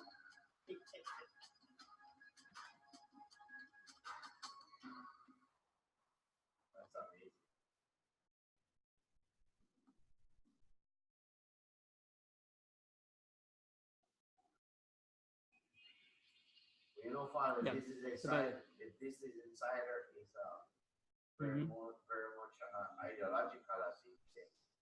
Yes, really? Yes, they are. On which side? They are on the left or the right? Side. On the left? Yeah. Okay. Well, of course, see, that was a total ice melt.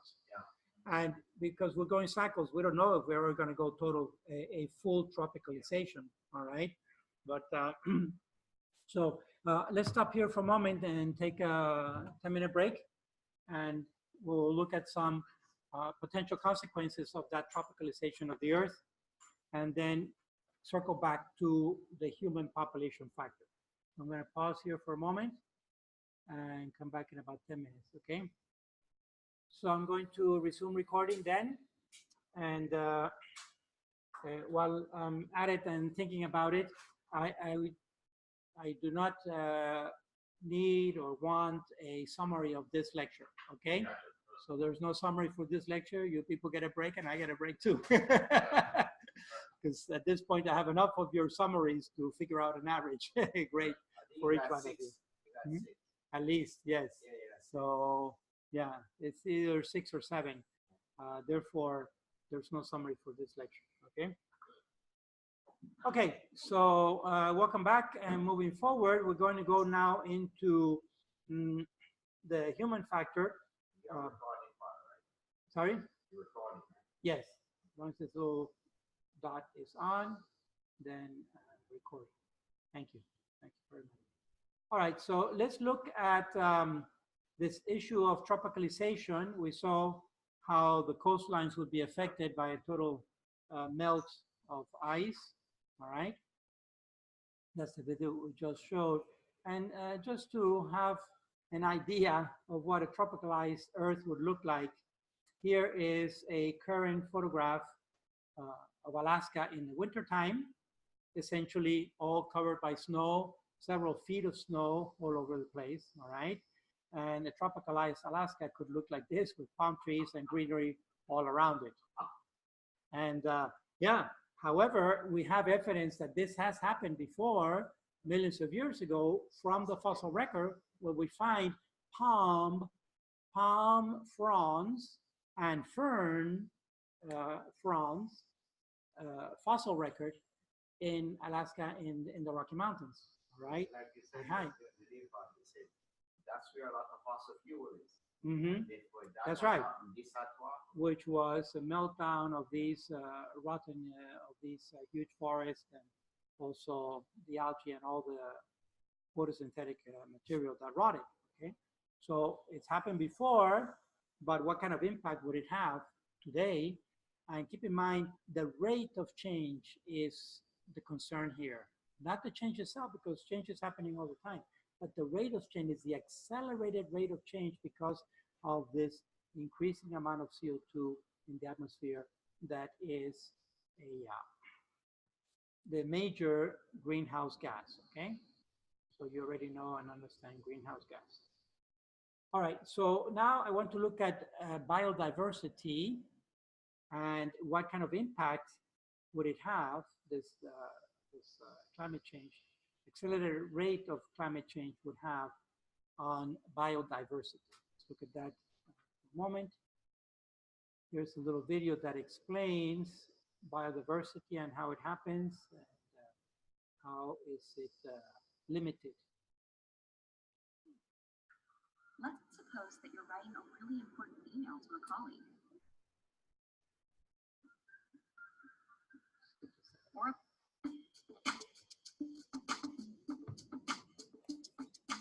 Hi, it's Mr. Anderson, and this is AP Environmental Sciences, video 35. It's on the loss of biodiversity. Way up in northern Norway is the Svalbard Peninsula, and on there, scientists built a giant seed vault. It's protecting the seeds of humanity, our crop seeds, into the future. They chose to put it there because it's protected against tectonic activities. It's really, really cold.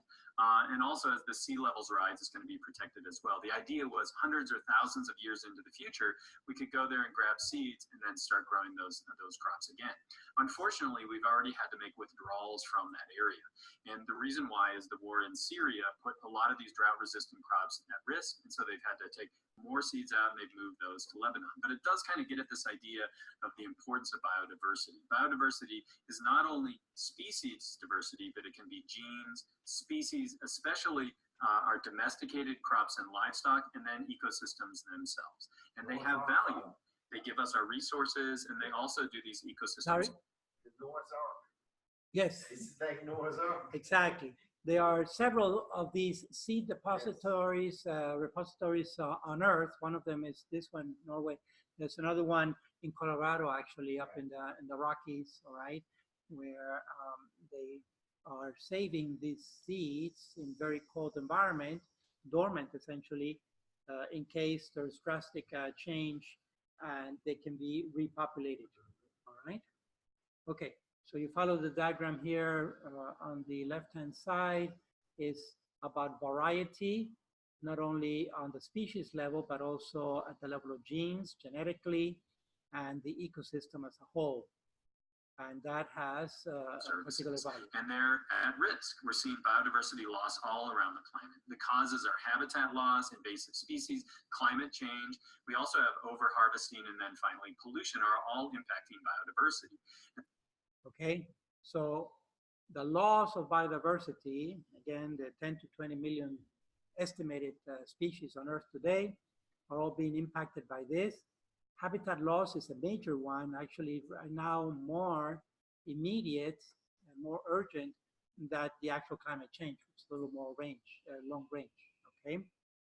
Invasive species moving around mostly because of human activity that did not exist before, ships and planes and carrying animals and plants from one continent to another where those species never existed before. For example, here in the forest, we have at least half a dozen invasive species that are essentially overcrowding this native forest.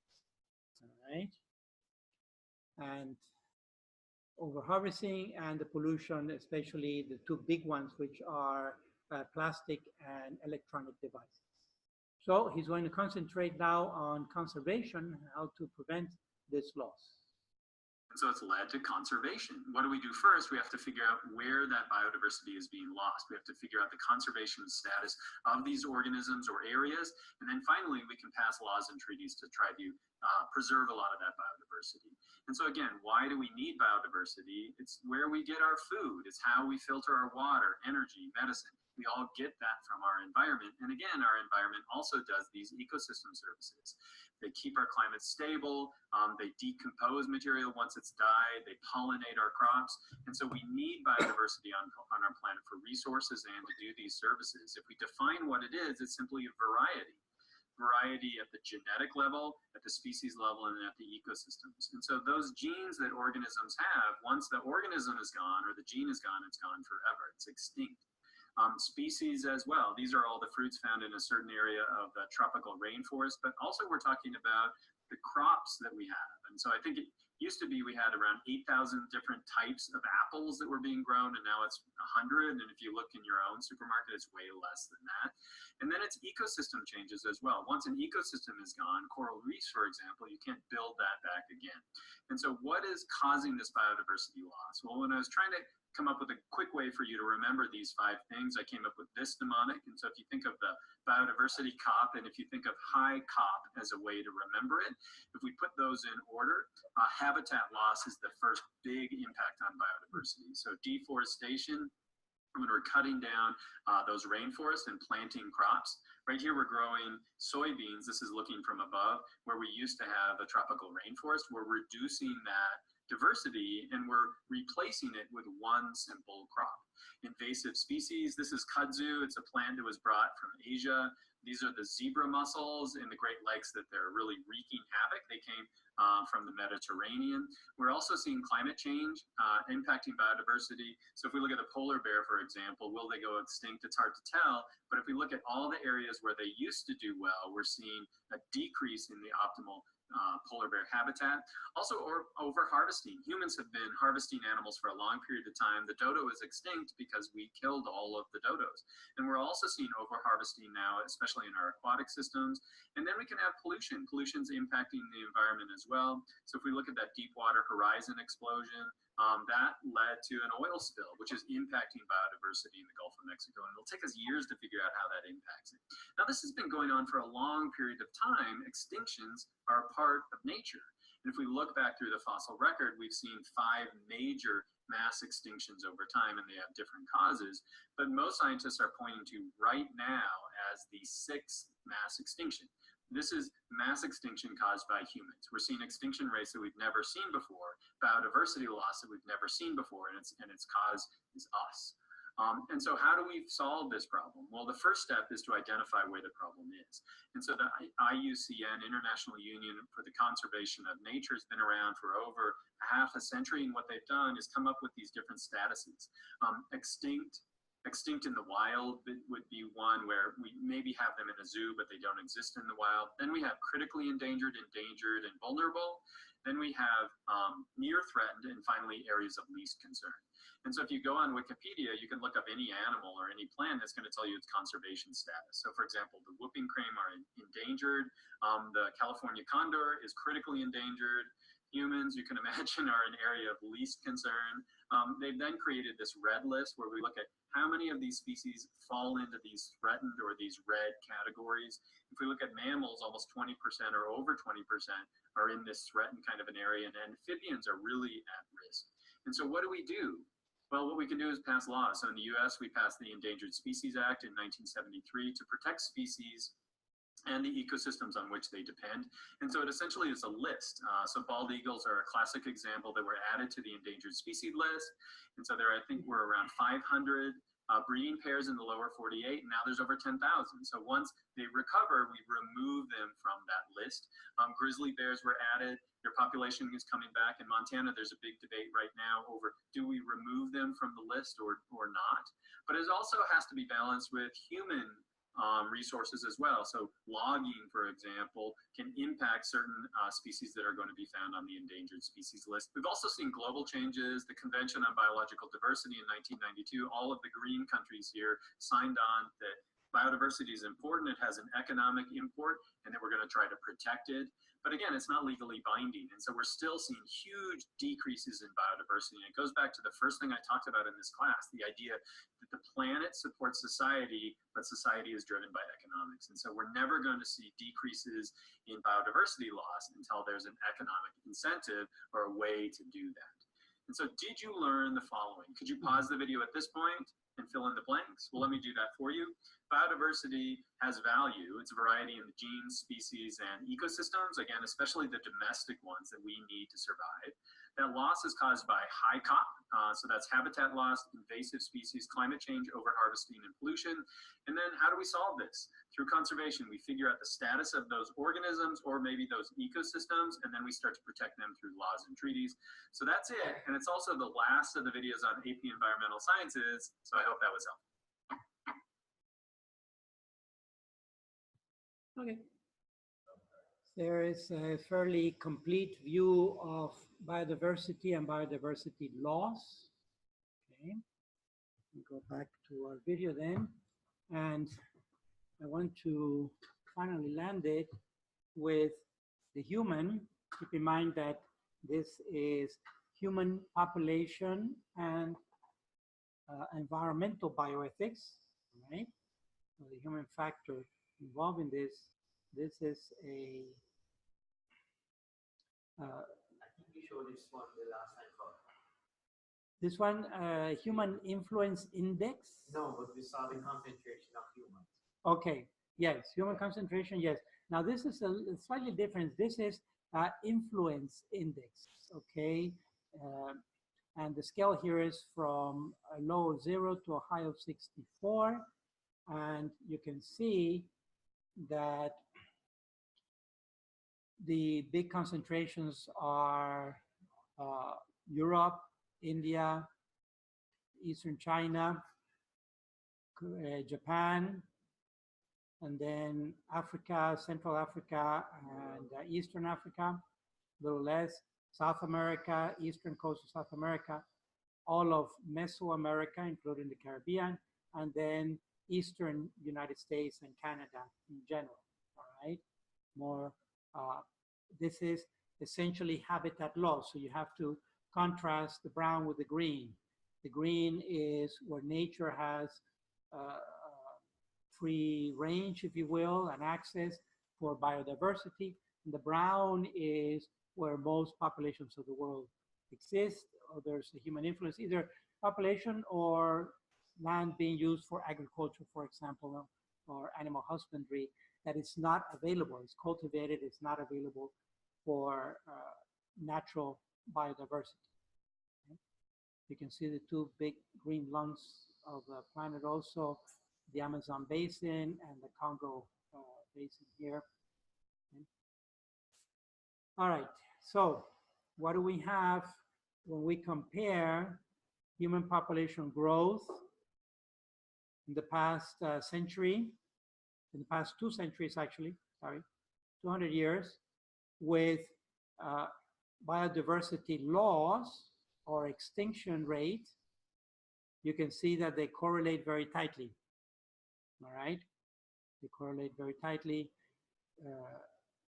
Human population growth in general at the global level has had high impact on an increased rate of extinction of species throughout the planet. So one last video here to see. Again, this one is a little dramatic, but it shows this population growth for the past, I think it's 2,000 years.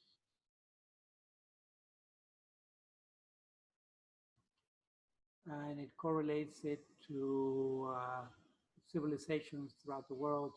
So it's global, but also regional.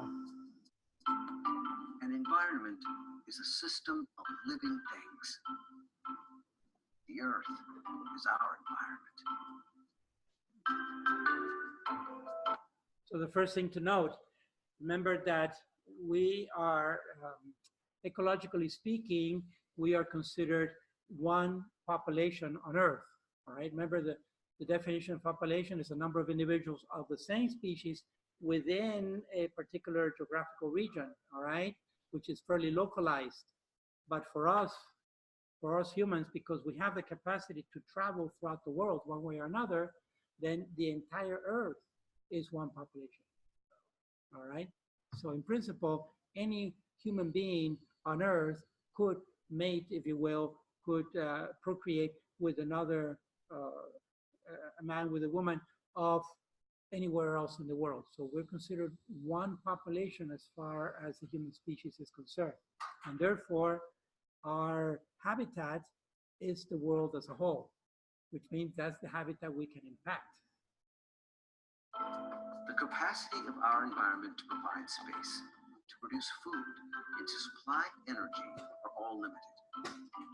Humans thrive on less than 17% of the Earth's surface, and only about 4% will grow crops.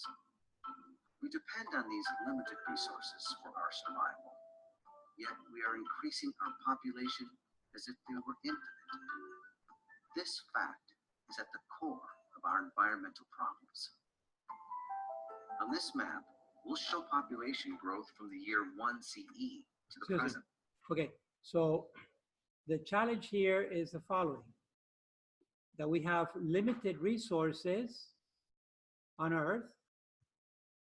We have limited resources, but our population globally is growing as if the resources were unlimited, all right? But they're not unlimited. They're limited resources, either to grow crops or to have energy availability and so forth. So the resources are limited, but we are growing in certain parts of the world.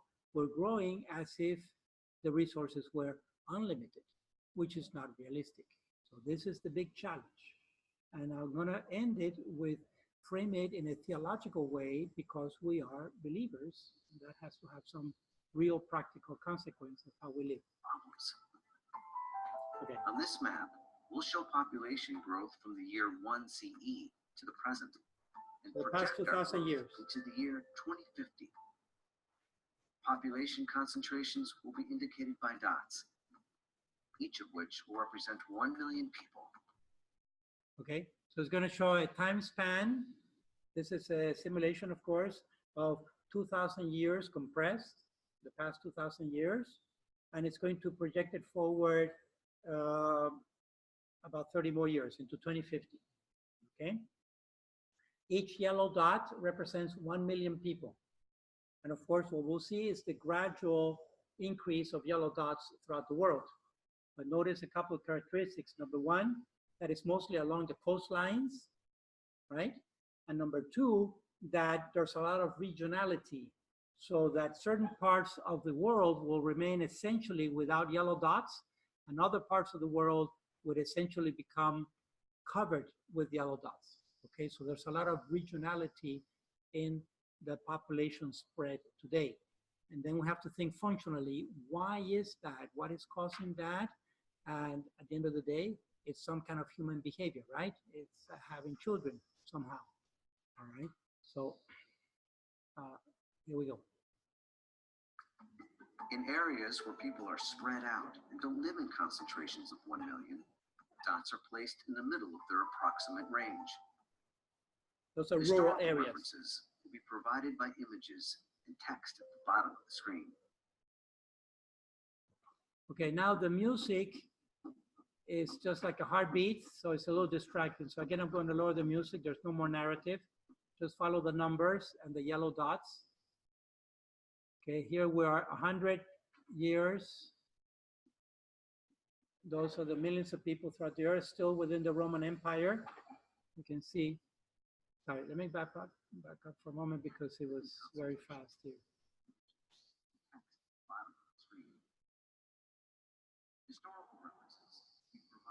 Okay, so this shows historical references, and the first one is the ancient Chinese dynasties, Han Dynasty, for example. You see, they built the Chinese wall. Most of the Earth population is here by density. Then it's going to shift. The next major empire is going to be the Roman Empire. It's going to be around the Mediterranean. Okay, you see the numbers? Now we're about 200 after Christ. Still mostly around the Mediterranean, but these populations continue to grow. India around the Himalayas, south of the Himalayas, and China, eastern China. India continues to populate. This is the lower Middle Ages, now the beginning of the Mesoamerican civilizations.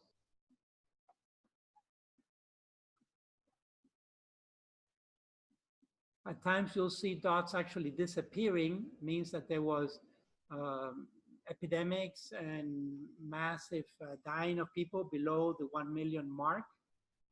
Now the rise of Islam in the Middle Ages, the 800s. In the meantime, India and China continue to grow. There's a time that this population will diminish in China because of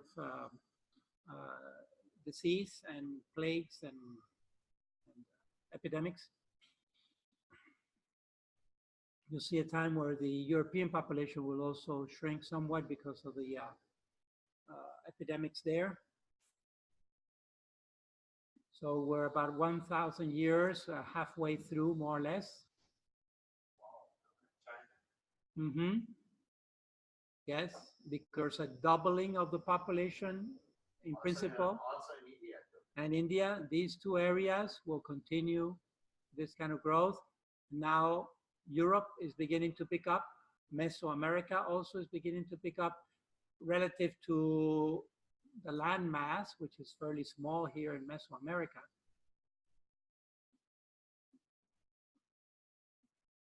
What year is that dot in the United States here, Bob? This one here? Yeah. Somewhere in Eastern America, maybe, I don't know, Kentucky or somewhere in there. That's the only place that had 1 million people back in the, it must be some kind of Indian nation. Now we're in the 1500s. Yeah.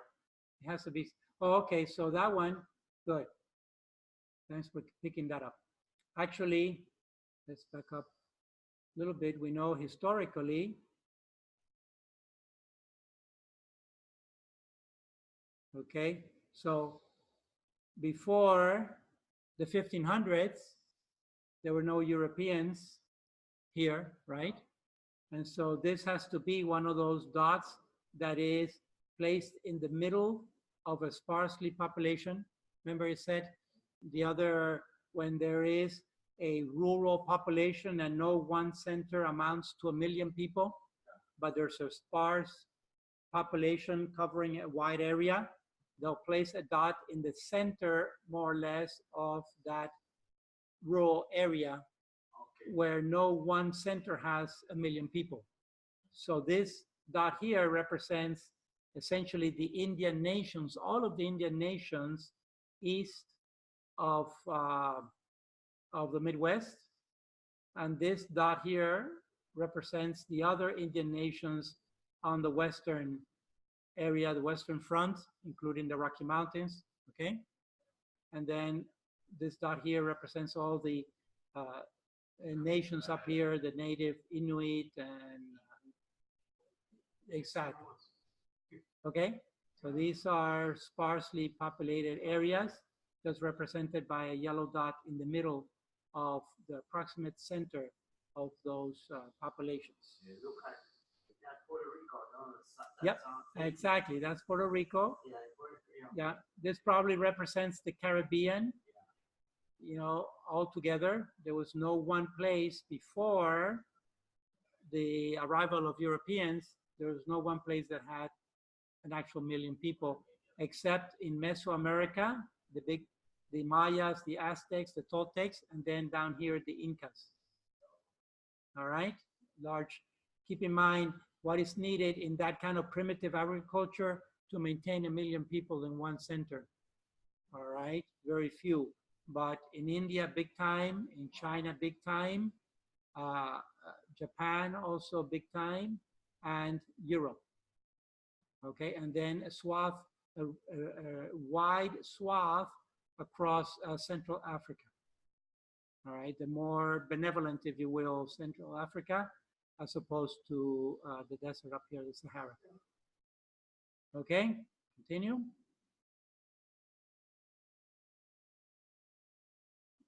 Here we go.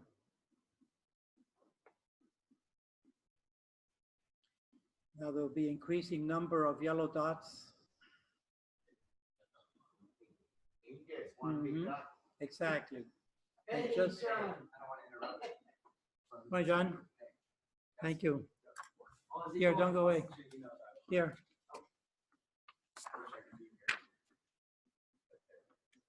Very good. These two. Here with the impact. Okay. Yeah. We're actually going to lunch now. The kids should be here at 1. All right. Excellent. You're welcome. Thank you very much. Appreciate it. Thank you. Hold on a second. Let's back up this for a moment. Let's back this up because something major happened in between. Okay, so we were here.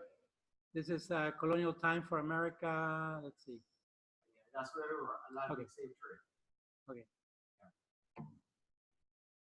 So here we go. Colonial time for America. It's still under 1 million people now. 2. Boston, New York, Philadelphia, Charleston. The East Coast is getting populated in the US. In the meantime, don't miss Europe, India, and China. Okay. Europe, in India. Right. Now we're in the 1960s, 70s, 80s, 1990s, 2000, 2010, 2030, 40, 2050. There is 9 million by 2050. Yeah. Population.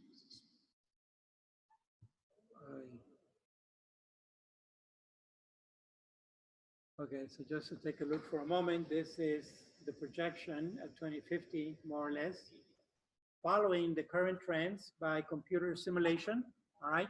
Keep in mind that population growth is a long-term thing, right? Because when we're looking at the global level, and this is how it would look like with 9 billion people on Earth. All right, and big areas of concern now: China, India, Africa, which was not a big concern. Just a century ago, was basically unpopulated or low population. And keep in mind, here is the Congo Basin, all right? One of the largest forests of the world and lungs for photosynthesizing, for sinking CO2 and generating oxygen. Look at how it's getting overcrowded, all right? In South America, a little less because the Amazon basin pretty much remains still underpopulated compared to the coast, the West Coast, the Pacific Coast, North Atlantic, and the East Atlantic coast here between Brazil and Argentina, mostly Brazil, and some Venezuela. Look at the East Coast of the US, Florida, all right, tourist city. Mesoamerica, Caribbean, West Coast. So it's pretty dramatic, okay? And this is projected to be 30 years away. So they ended with this. Our population is expected to grow to 10 billion by the end of the century. Yet the Earth's size remains the same. Slowing human population growth and lowering our use of natural resources are key to reducing the impact we have on the planet. Through the decisions we make about our lifestyles, our numbers, and our consumption, we can all help preserve the health and beauty of our home.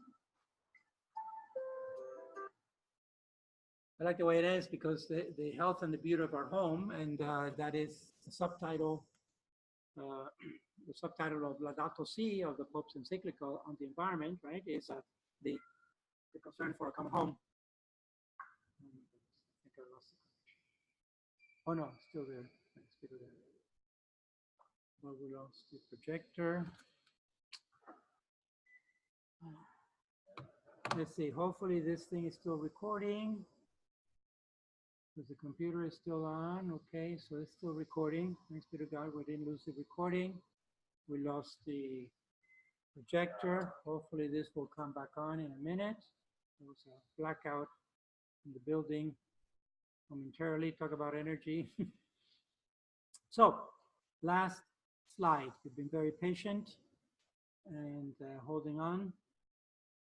I want to end it with this by way of a question. Come on, please.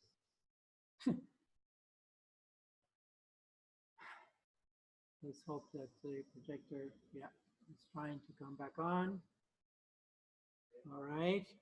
So very quickly before we lose power again, because of the thunderstorm out there and it's affecting the building electricity. The plan of God for humanity. In other words, we started theologically with the theological anthropology. We want to end theologically also, considering that we are the only species that can impact the earth as a whole, for better or for worse, with our behavior, right? Well, we have to consider, we have to ask the question, what is God's plan for humanity? Because we may have a plan of our own, okay? Does it match God's plan? And I hope we are humble enough to realize that God's plan is better than our plan. And so if we align our plan with God's plan, then I think that we can survive on Earth and actually thrive. And a good bit of that plan, one way or another, is to live responsibly. I'm trying to stay with the big picture here. What does it mean to live responsibly? Well,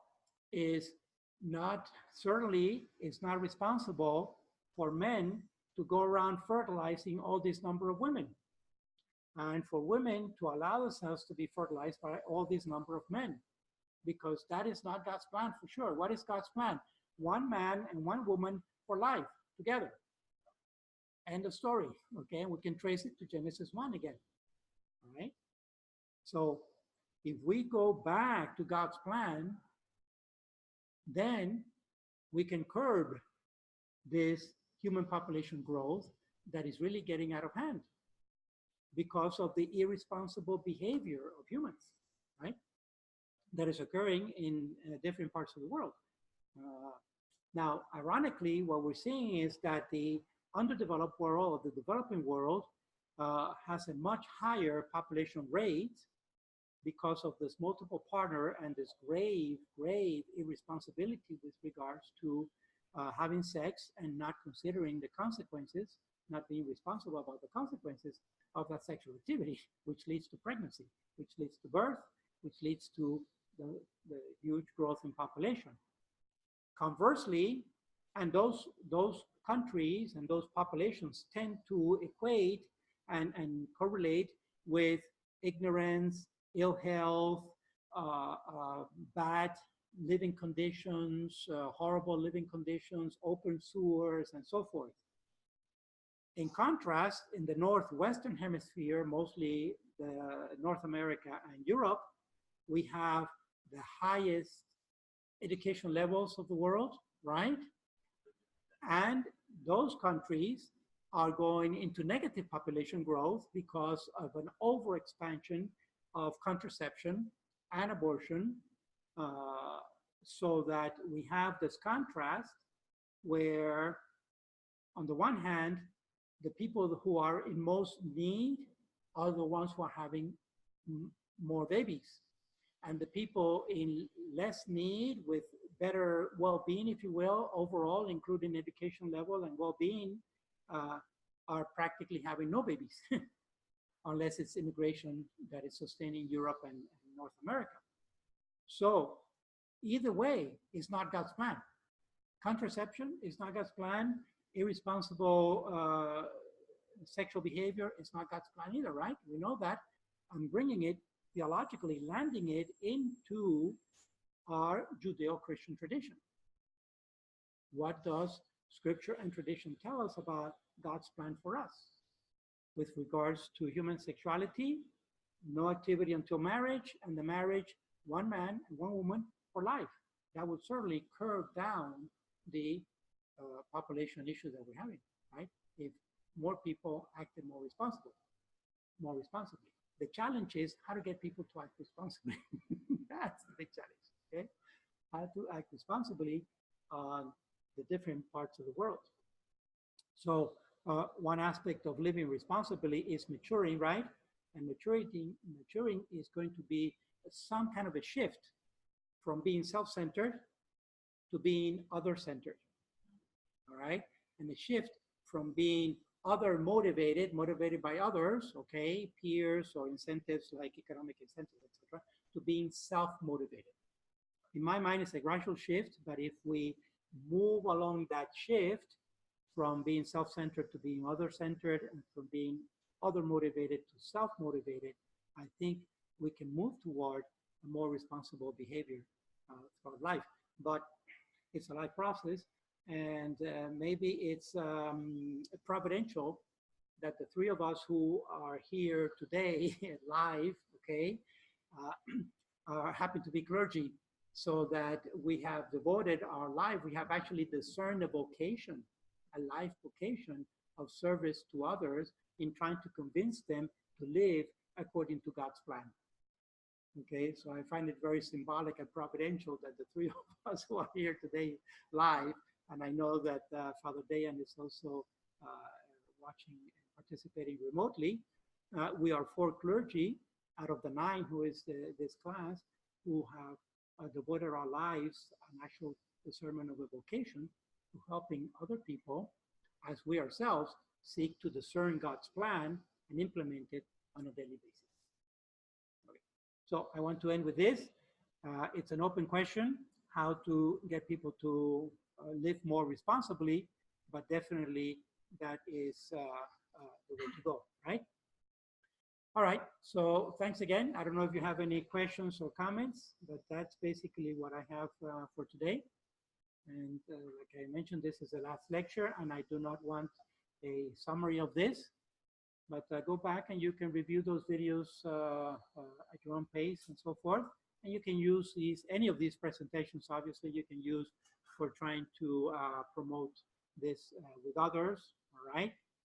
And on that note, as we're moving into the end of the program, next semester will be the end of this program, which is in a month's time, in August, a couple of months.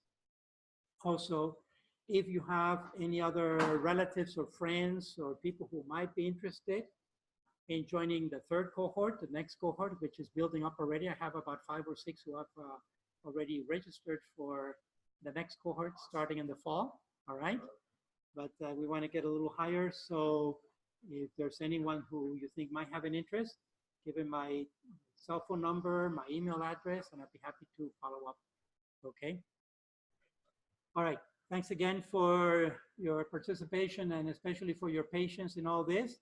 I'm gonna stop now and have a good rest of the summer, especially as you probably concentrate on statistics. Yes. And if you have any questions or concerns there or think that I may be of help or service, feel free to let me know, okay? Finally, don't forget to do the evaluation if you haven't done it, please, for this course before that window closes. Thanks again. Bye-bye. Bye-bye, Father. Bye-bye. My pleasure.